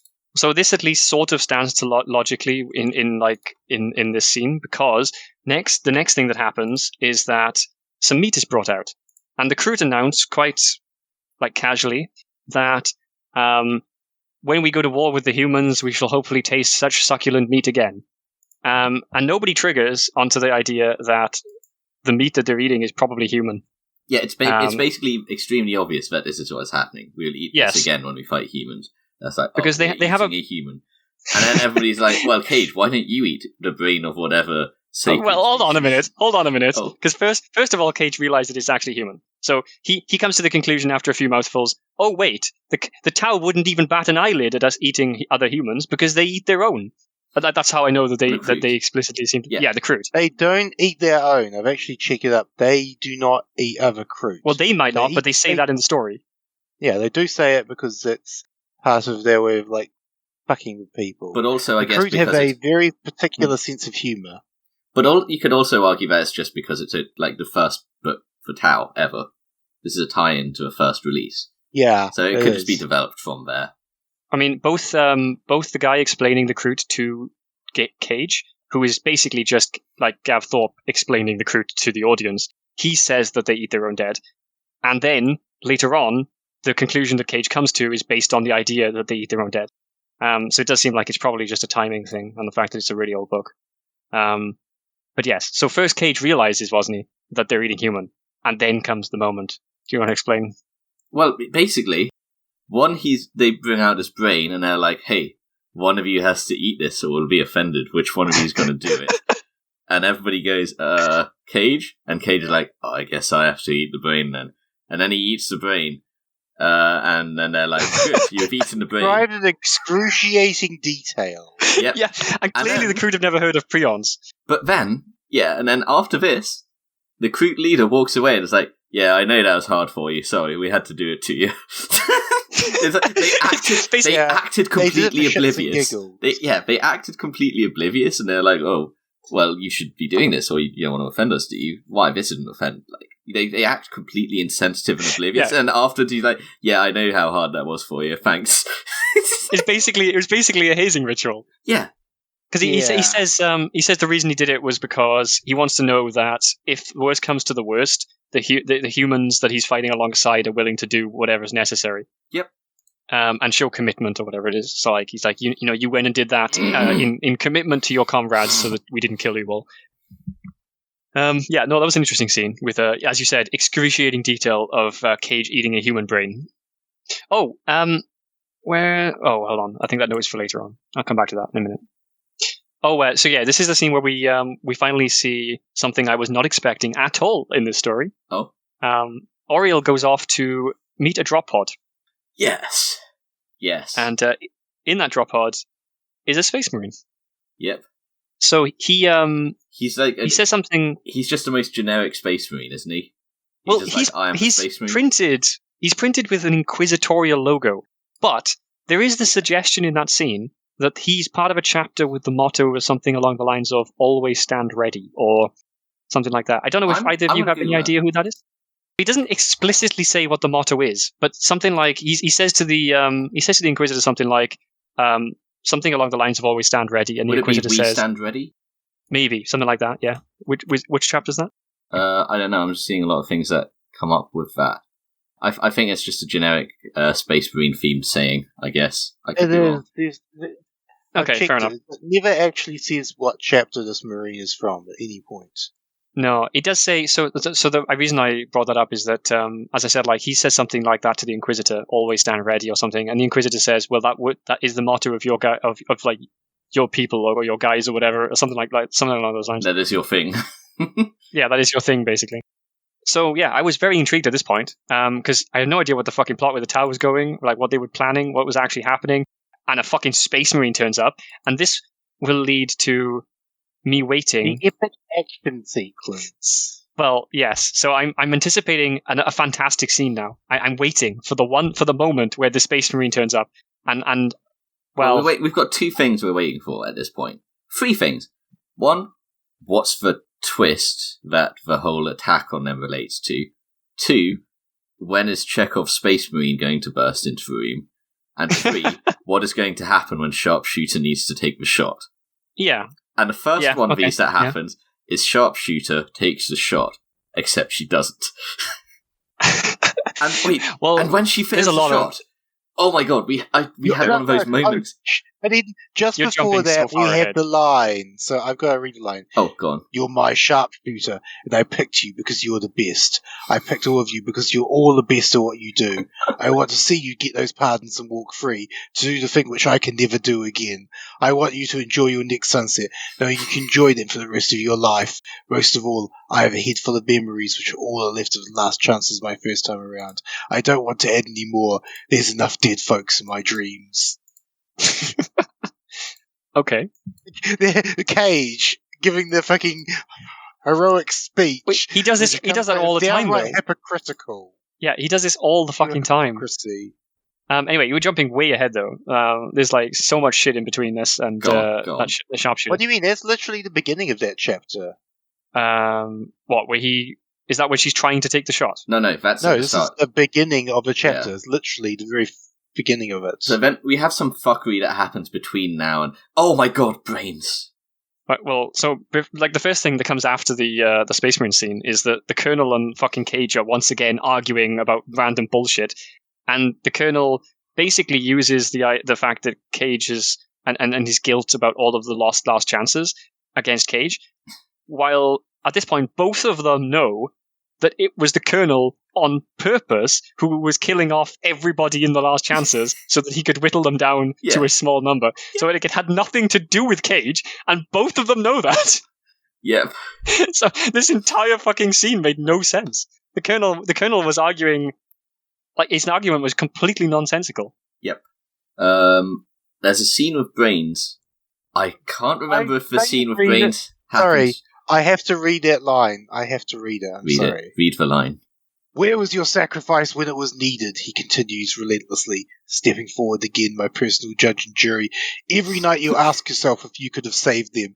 Do you think you could have saved Franks if you had not played dead in that air attack? Would you have steered Gapo away from that minefield if you had not been trying to desert? Why do you sweat blood on Cragmere to save Franks? Was it because you felt he was better than you? Do you hate yourself because all those people who died deserved to live more than you did? That is why you are last chance. That is why you need me to punish you, because yes, you are a loathsome, selfish, cowardly piece of filth who the Emperor should have killed.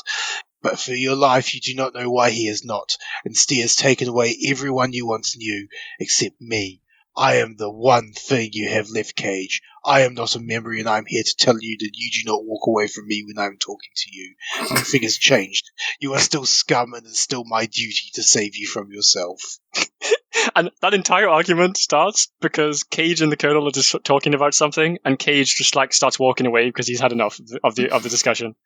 So, and then all of this bullshit. So they get this all. They storm the like truck, the car or whatever it is. Not the car, like the tram. They get on the train.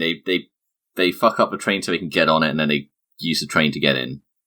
They kill another like 3 dozen Tau, and then just like get on this tram. Yep. We have a scene of Brains. Brains, while Brains has an important job to do, Brains goes, "Hey, holy shit, Tau mech suits. I'm going to get in a Tau mech suit. I want to make it work." And he tries to reverse engineer it, and then he gets inside, and he's like, "Yeah, it's working," and then it fucking fries him. Yeah, he basically presses the start button, and it just melts him. Like a toaster. Yeah, it's like, what? Oh my god, it's such a pointless death. Yeah, it was pretty fucking hilariously stupid. And do you remember, like, what I couldn't get over, though, is that, like, this entire plan, or a huge part of this plan, so part of Brain's job in this was to hack his way through several doors into the facility. I've just remembered something. Sorry, I need to go back just a second. Recruit Brain scene. Okay. You know how sometimes in a movie or a book, like, particularly a bad movie, they, like, establish something, and then it'll have a payoff, like, immediately after? Yeah. That is what happens with Cage eating things for the team.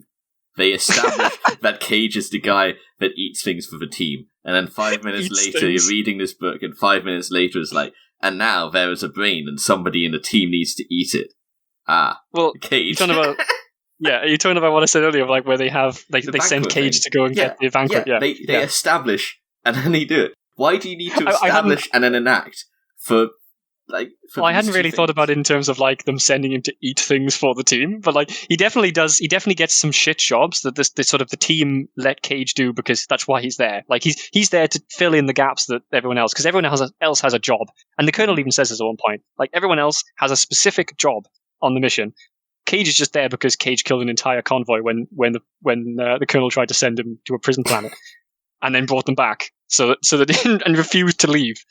So anyway, I was talking about the Brains' job. So Brains' job is to hack them through several doors here. So can we talk about how Tau technology actually works and how the Imperium understands this? Like, how do the Imperium know how any of this works? Do they have like a certain level of understanding? Because I remember a scene on the ship where they spent 10 minutes trying to figure out how a shower worked, and now they're hacking their way through doors. Okay, the thing you have to remember is Brains is not the average Imperial.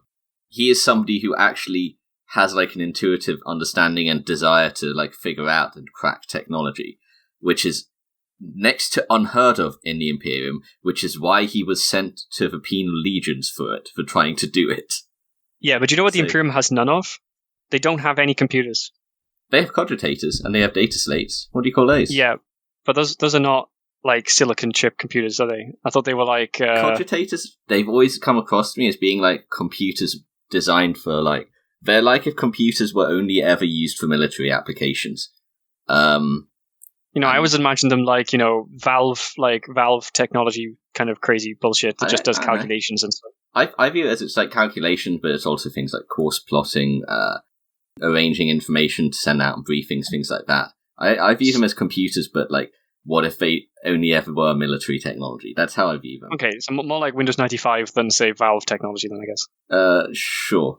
But even, I want to say pre that, like, because computers were like originally developed around, I don't know, fuck. Yeah, I know what you mean. Like you're talking about the original like networks, military technology in 40k is actually data slates are, I think, a relatively recent addition to 40k canon, which has kind of absorbed bits and pieces of technology. I don't think so. So, for example, the Definitely. New Sphere, which Dan Abbott created, is basically the internet.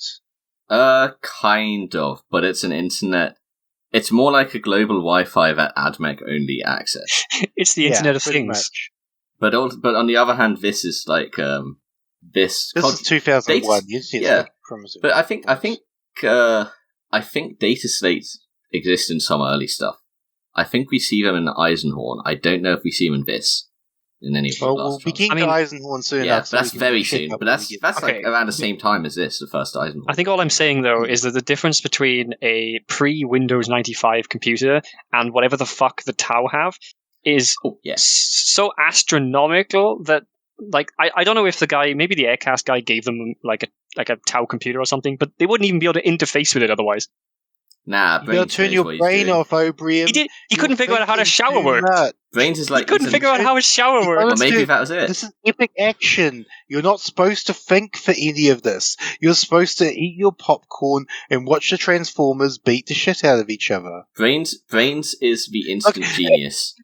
Have you ever tried to watch a Transformers movie, Obrium? You cannot watch that with your brain turned on because your brain will melt. Look, you have to watch those. So, films. do you know how Wasni was saying that these books are not his guilty pleasure, but that scene in that last book in 13th Legion was? Well, Transformers are my guilty pleasure because I like the CGI so much in Transformers that I can turn my brain off and just watch it. Okay. No coherent story, no coherent plot, and the action basically makes you feel motion sick. Yeah, but you know what? I like watching. I like watching the machines transform and shit.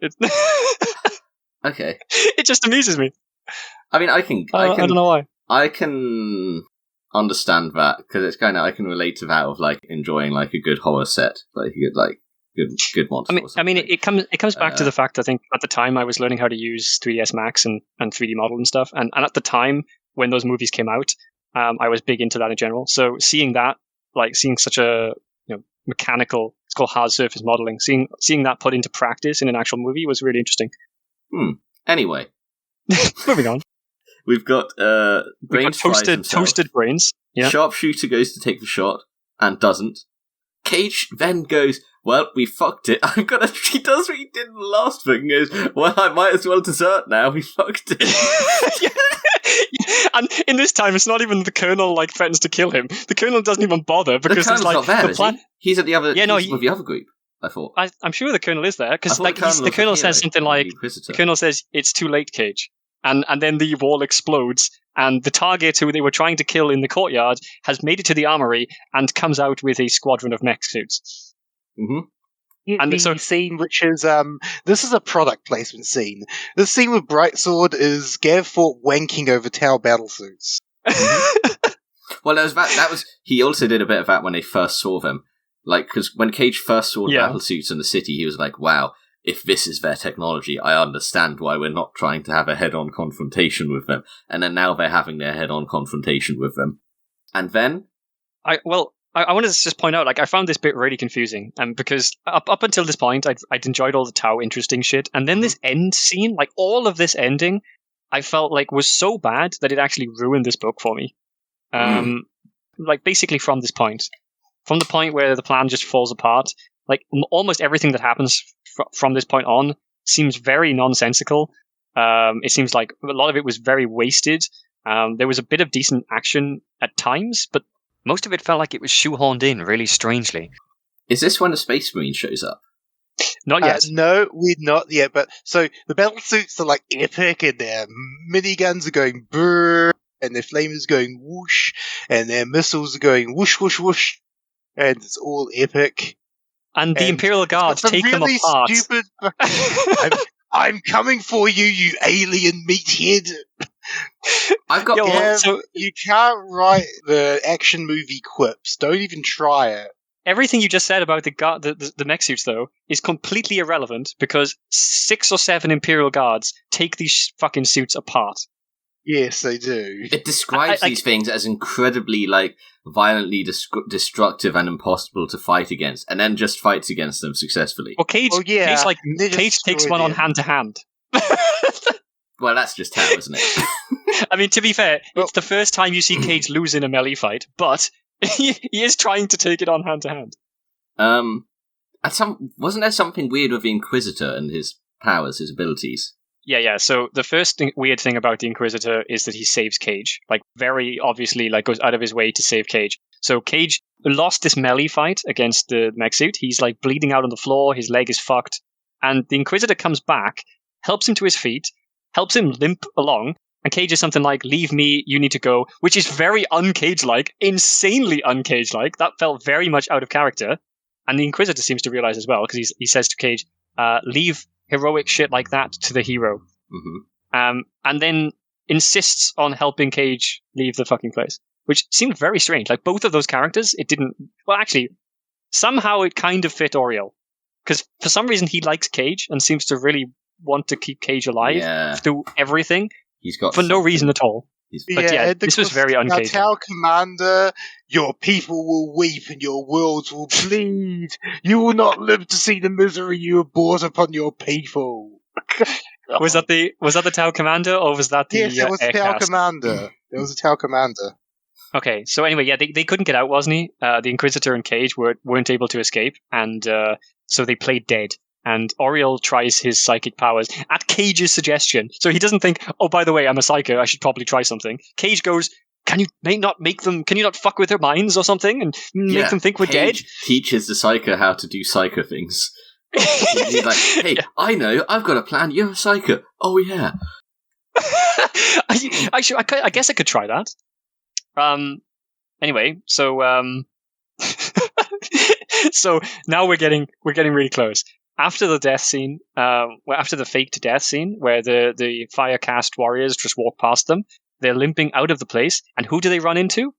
Their connection, their contact, the aircast guy, who seems to just be he's just turned up, just to see what's going on. Conveniently turned up, which is a trope of these kind of... Yeah. And the Inquisitor, master of manipulation, and that he is, doesn't have any idea that the aircast guy might be leading them into a trap. So both he and Cage blindly follow the aircast into what is a training. I guess it's a training room for mech suits, because it's set up like an imperial city. in the middle of this middle of this courtyard, which is, I guess, you could say cool. is no. Yeah, it's kind of cool. I like this. And then the aircast guy is just like, have fun, shuts the door, and then runs away, leaving them to be attacked by a bunch of mech suits. This is when the Space Marine turns up. So this is the scene. Ex-Space Marine. Well, you say that, but like this is the scene we've been waiting for. As soon as the Space Marine was first here, we've been waiting for this scene because, like, if a bunch of Imperial guards can actually wreck a bunch of mech suits, what the fuck are the Tau going to do when they come face to face with a Space Marine? Well, I don't even know how to describe the description, but well, they do lose, but like it was one of the lamest combat scenes with a Space Marine in that I think I've read, like ever, in any 40k, in any Horus Heresy. It was so boring.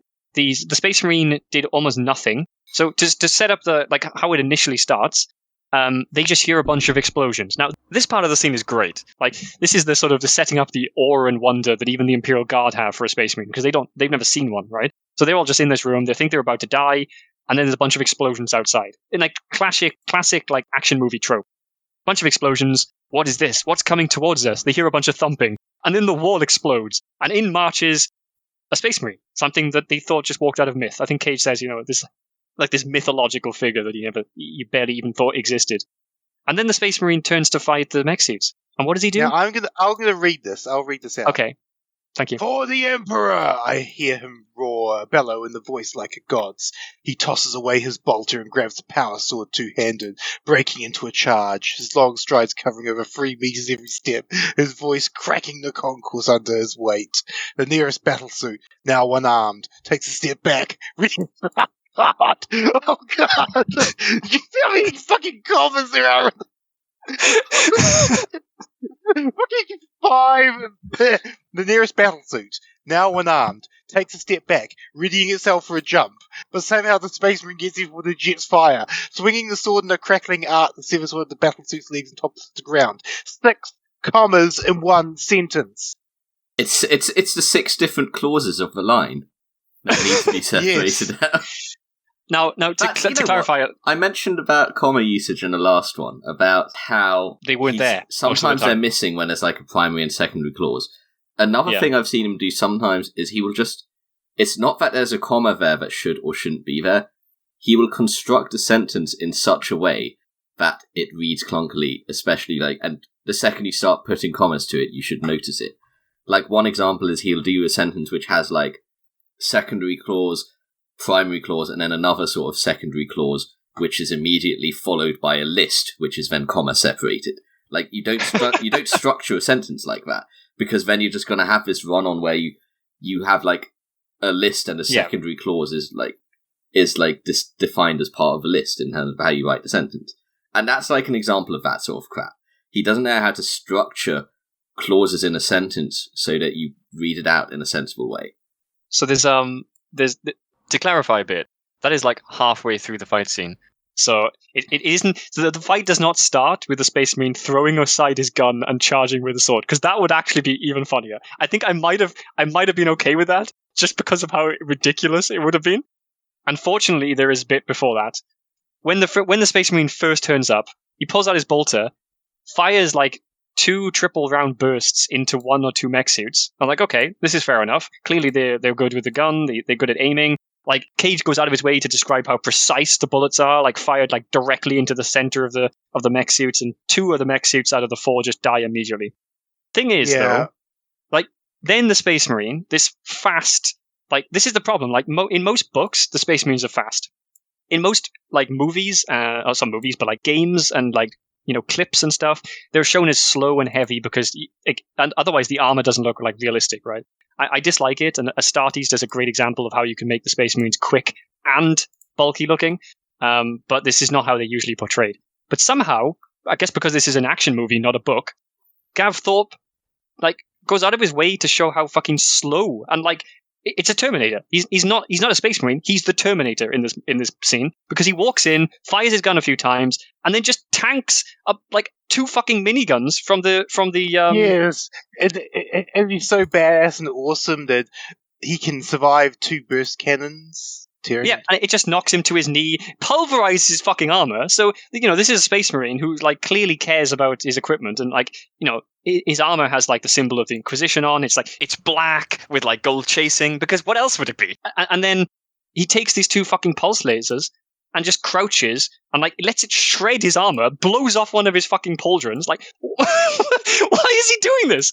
He didn't have to do any of this. He walked in and just, like, it's like the scene from Arnie. We need to see how awesome he is. He's a space marine. He is so awesome that even a minigun can't stop him. Well, do you remember the scene in Terminator where Arnie walks into the room, he fires his shotgun into 2 people, and then just takes a bunch of bullets? That is exactly that scene.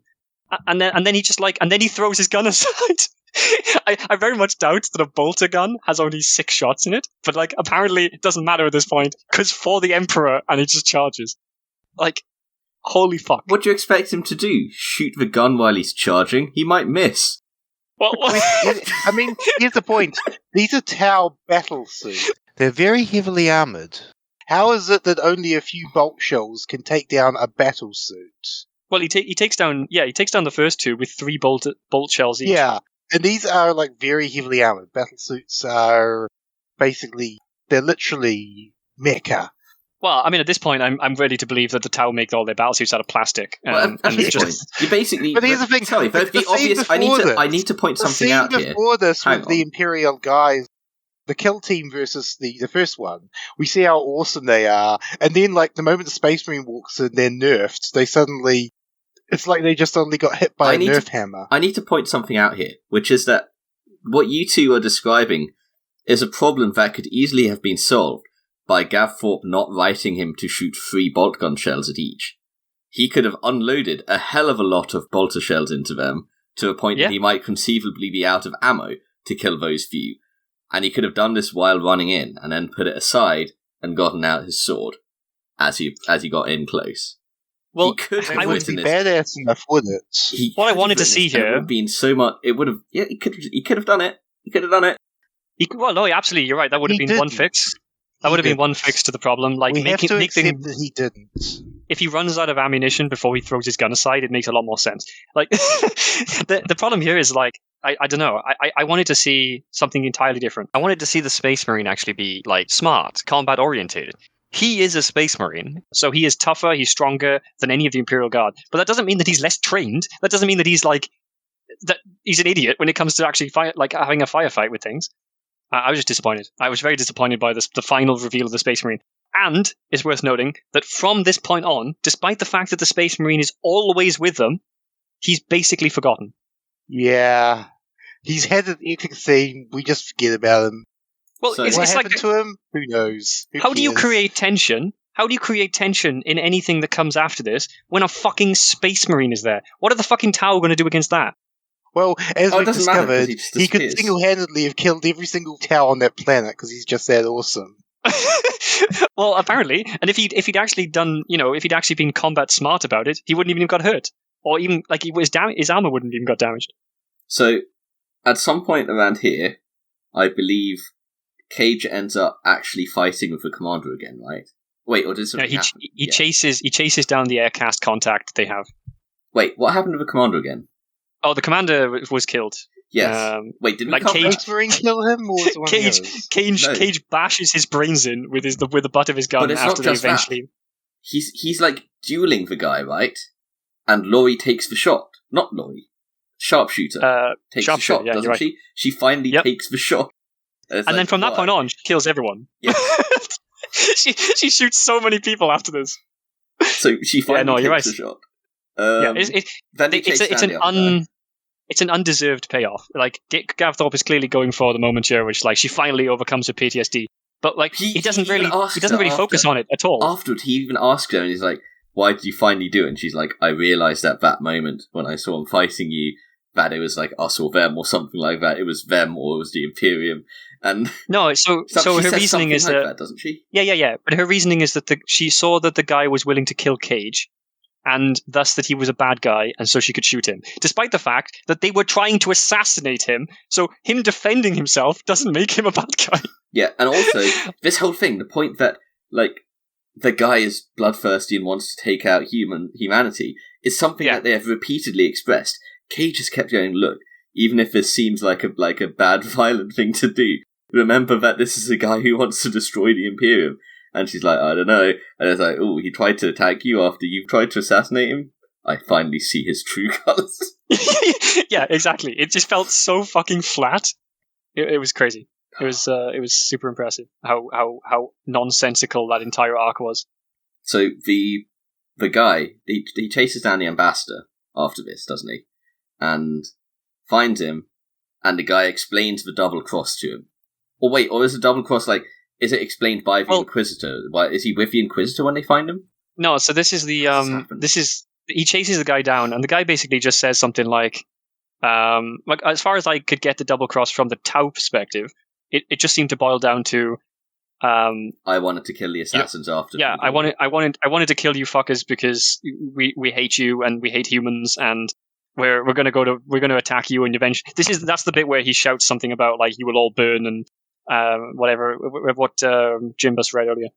There was something about the way that was written from the side of the Imperials where they basically were like, of course, it's so obvious. This makes perfect sense. And yet, it was completely, none of them knew. But they as Cage is walking into the trap, just before the Space Marine turns up after they get pulled into that trap, as Cage is walking in, he says, this is the most obvious thing in the world.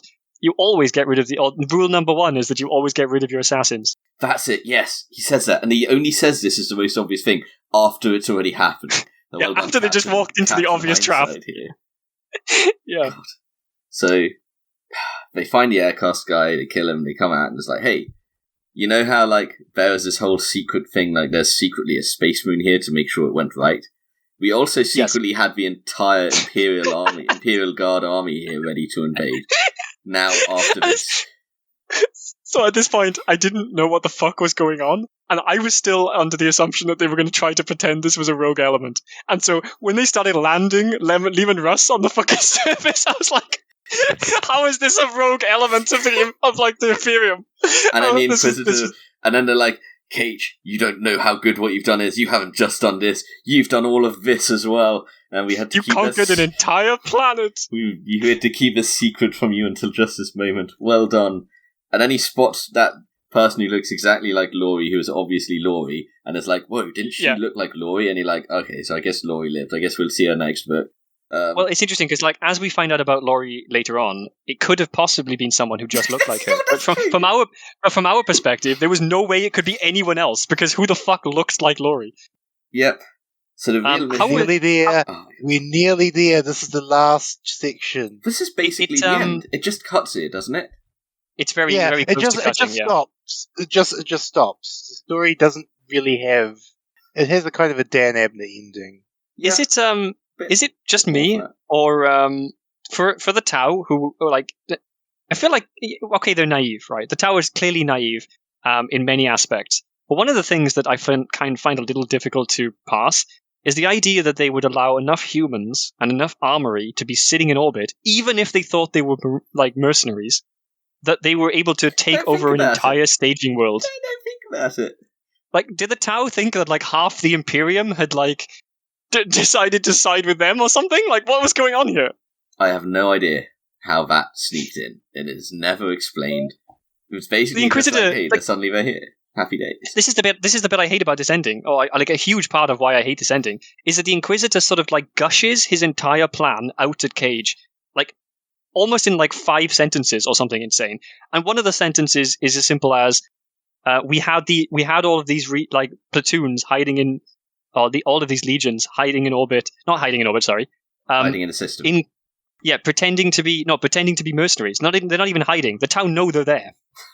Did he say that? Oh my god. Yeah, he says that they're just mercenaries. They were pretending to be mercenaries in orbit. And so how the fuck did the Tau think that so many Imperials? I mean, obviously we know that it's barely any Imperials, and actually you could probably definitely get that many Imperial mercenaries.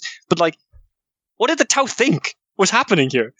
The other thing as well is that just the whole premise here that this huge amount of Imperials couldn't possibly have actually invaded the world unless they'd assassinated the Tau Commander first. Because if that Tau Commander hadn't been assassinated, they wouldn't have stood a chance of capturing this world. I mean, They had to fuck up the command structure, obviously. Like, even the Tau contact says that. And we all know that he wasn't betraying them. Wait, what? It's so stupid. No. The entire plan, the ending, this is the reason I hate the ending above everything else, is that up until that point, I'd actually thought this was kind of interesting. And I was like, this is working out. This is kind of cool. I like how this plot piece fits into this, like, this whole. And like, this is seeming kind of interesting and intriguing. And then suddenly it's just like, bam, none of that made any sense. Fuck it.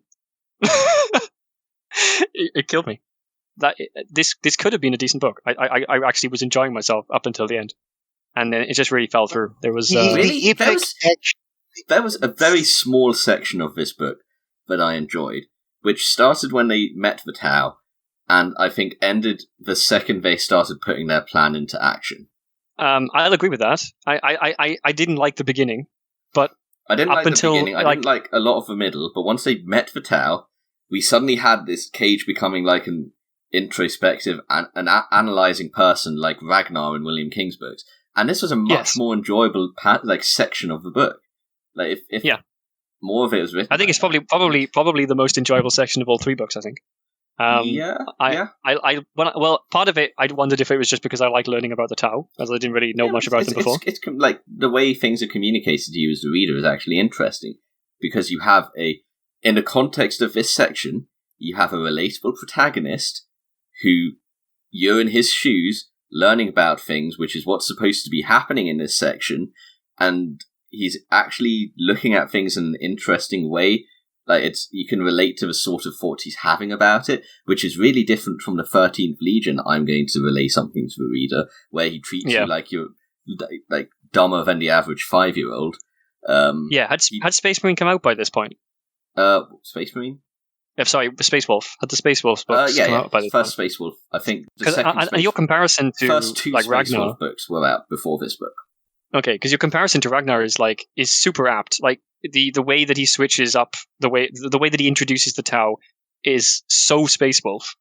And then after that, it goes back to shit when it goes into schlocky action and loads of things happen. The first half of the book is loads of things happen where Colonel Schaefer should have found out it happened and shot Cage. Then you have the Tau bit, which is great. And then you have the end, which is full of really dumb, schlocky shit, and everybody around Cage is terrible payoffs. Terrible payoffs. The whole mystery about that was set up with the whole we're trying to shoot you thing is it's just the ambassador wants to kill the assassins after. But why do they go? It's just the dumbest mystery.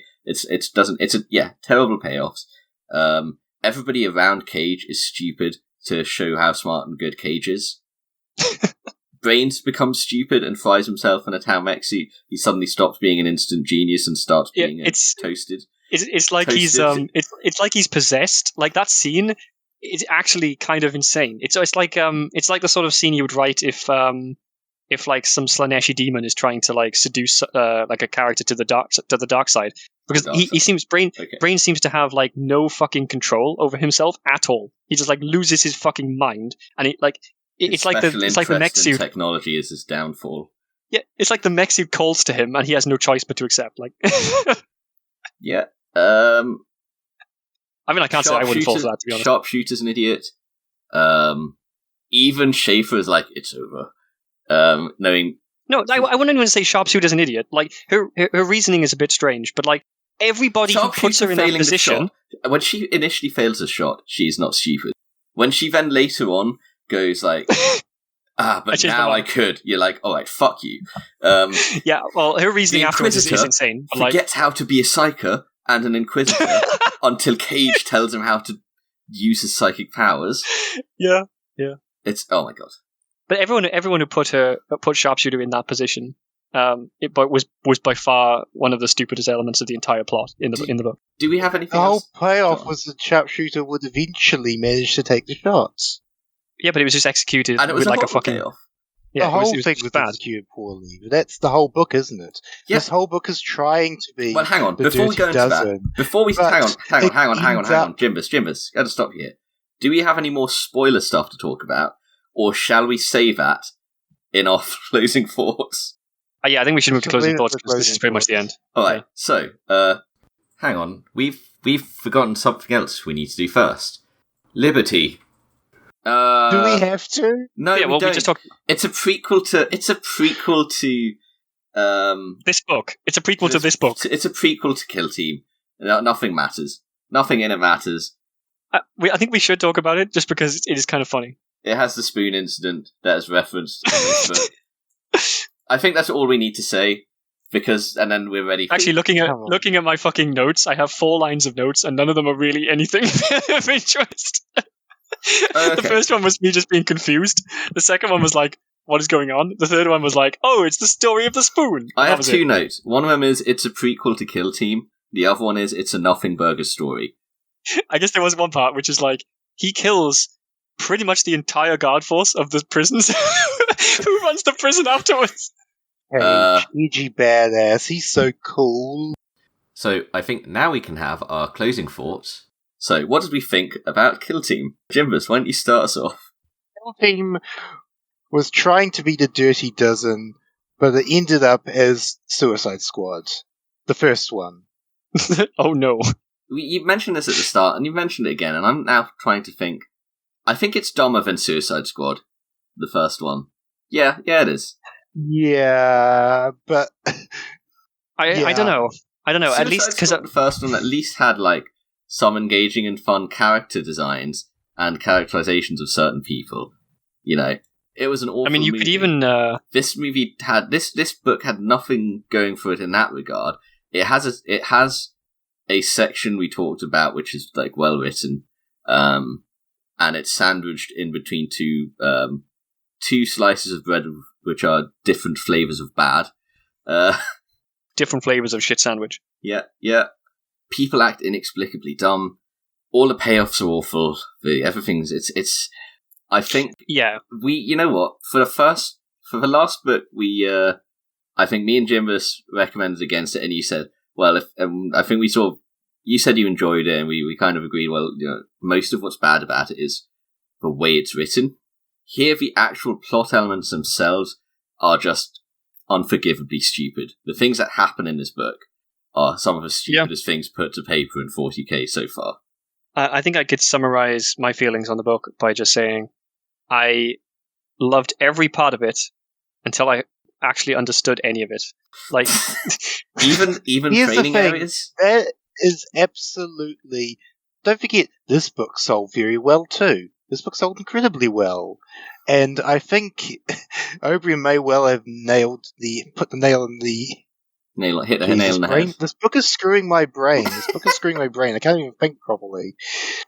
But why did this book sell incredibly well? Because you're not supposed to have your brain switched on while you're reading it. This book is dumb, mindless action with characters that are basically paper cutouts. But the action isn't good either. No, I mean, the best bit about this is the bit that isn't action. Yeah. It's the intrigue in the middle. Yeah. But again, this book sold done more well. of that. We have to accept the fact that this book sold incredibly well.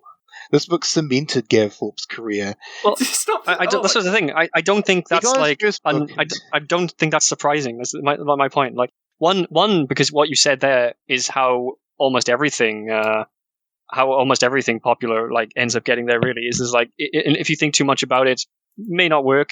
I mean, look at the recent Marvel stuff. You have to have your brain switched off for that as well. I have to make two comments with what you're saying there, though, Jimbus, about it selling well. One is, again, I said this last episode, and I'll say it again now, 50 Shades of Grey sold well. It doesn't matter if it sold well. It's still a crap book. 2, I think that there is something to what was said about the last book, and if you aren't a person who is bothered by the writing itself being bad, and enjoy what happens in the book, you might have come out of 13th Legion and gone, here's the sequel, and you'll go and pick it up and buy it. And at that point, it doesn't matter if you're reading a crap book. You've spent your money on it. A lot of people do enjoy this book, though. I have read numerous positive reviews of this book all over the place. And you'll find numerous positive reviews of 50 Shades of Grey. If you can... but like the thing is, 50 Shades of Grey has its audience. That's the point. Like lots of these books have their audience. Has its audience. Yeah, absolutely. Its audience is a large chunk of the 40k fan base. All right. So again, though, do you recommend it? Look, if you can say no. Say no. if what I was going to say I made you two read it. Okay, yeah, well, you did recommend it, but like recommend it for a different reason. Do you recommend it? Answer a question. If you could accidentally not read the last 3 chapters of this book, then maybe. If you could just make up your own ending and Just hope open it halfway you know. and read for a bit until you start not enjoying it, and then put it down. Well, until they get to the final like action scenes at the end, like at that point the book. Okay, the beginning is not the best, but obviously it gets better from there. So you can get over that bit. But if you can make up your own ending after the last instead of the last 3 chapters. Okay. If 13th Legion was one of the worst written books, this is one of the books which has the stupidest things happening in it. It's way better written, but somehow the actual actions the characters take are far more unforgivably stupid. And on many levels, I cannot recommend this book.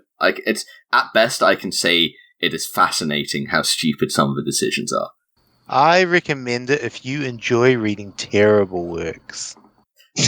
Best of the worst. Well, on that note, we'll close this episode out. We'll see you soon for Annihilation Squad.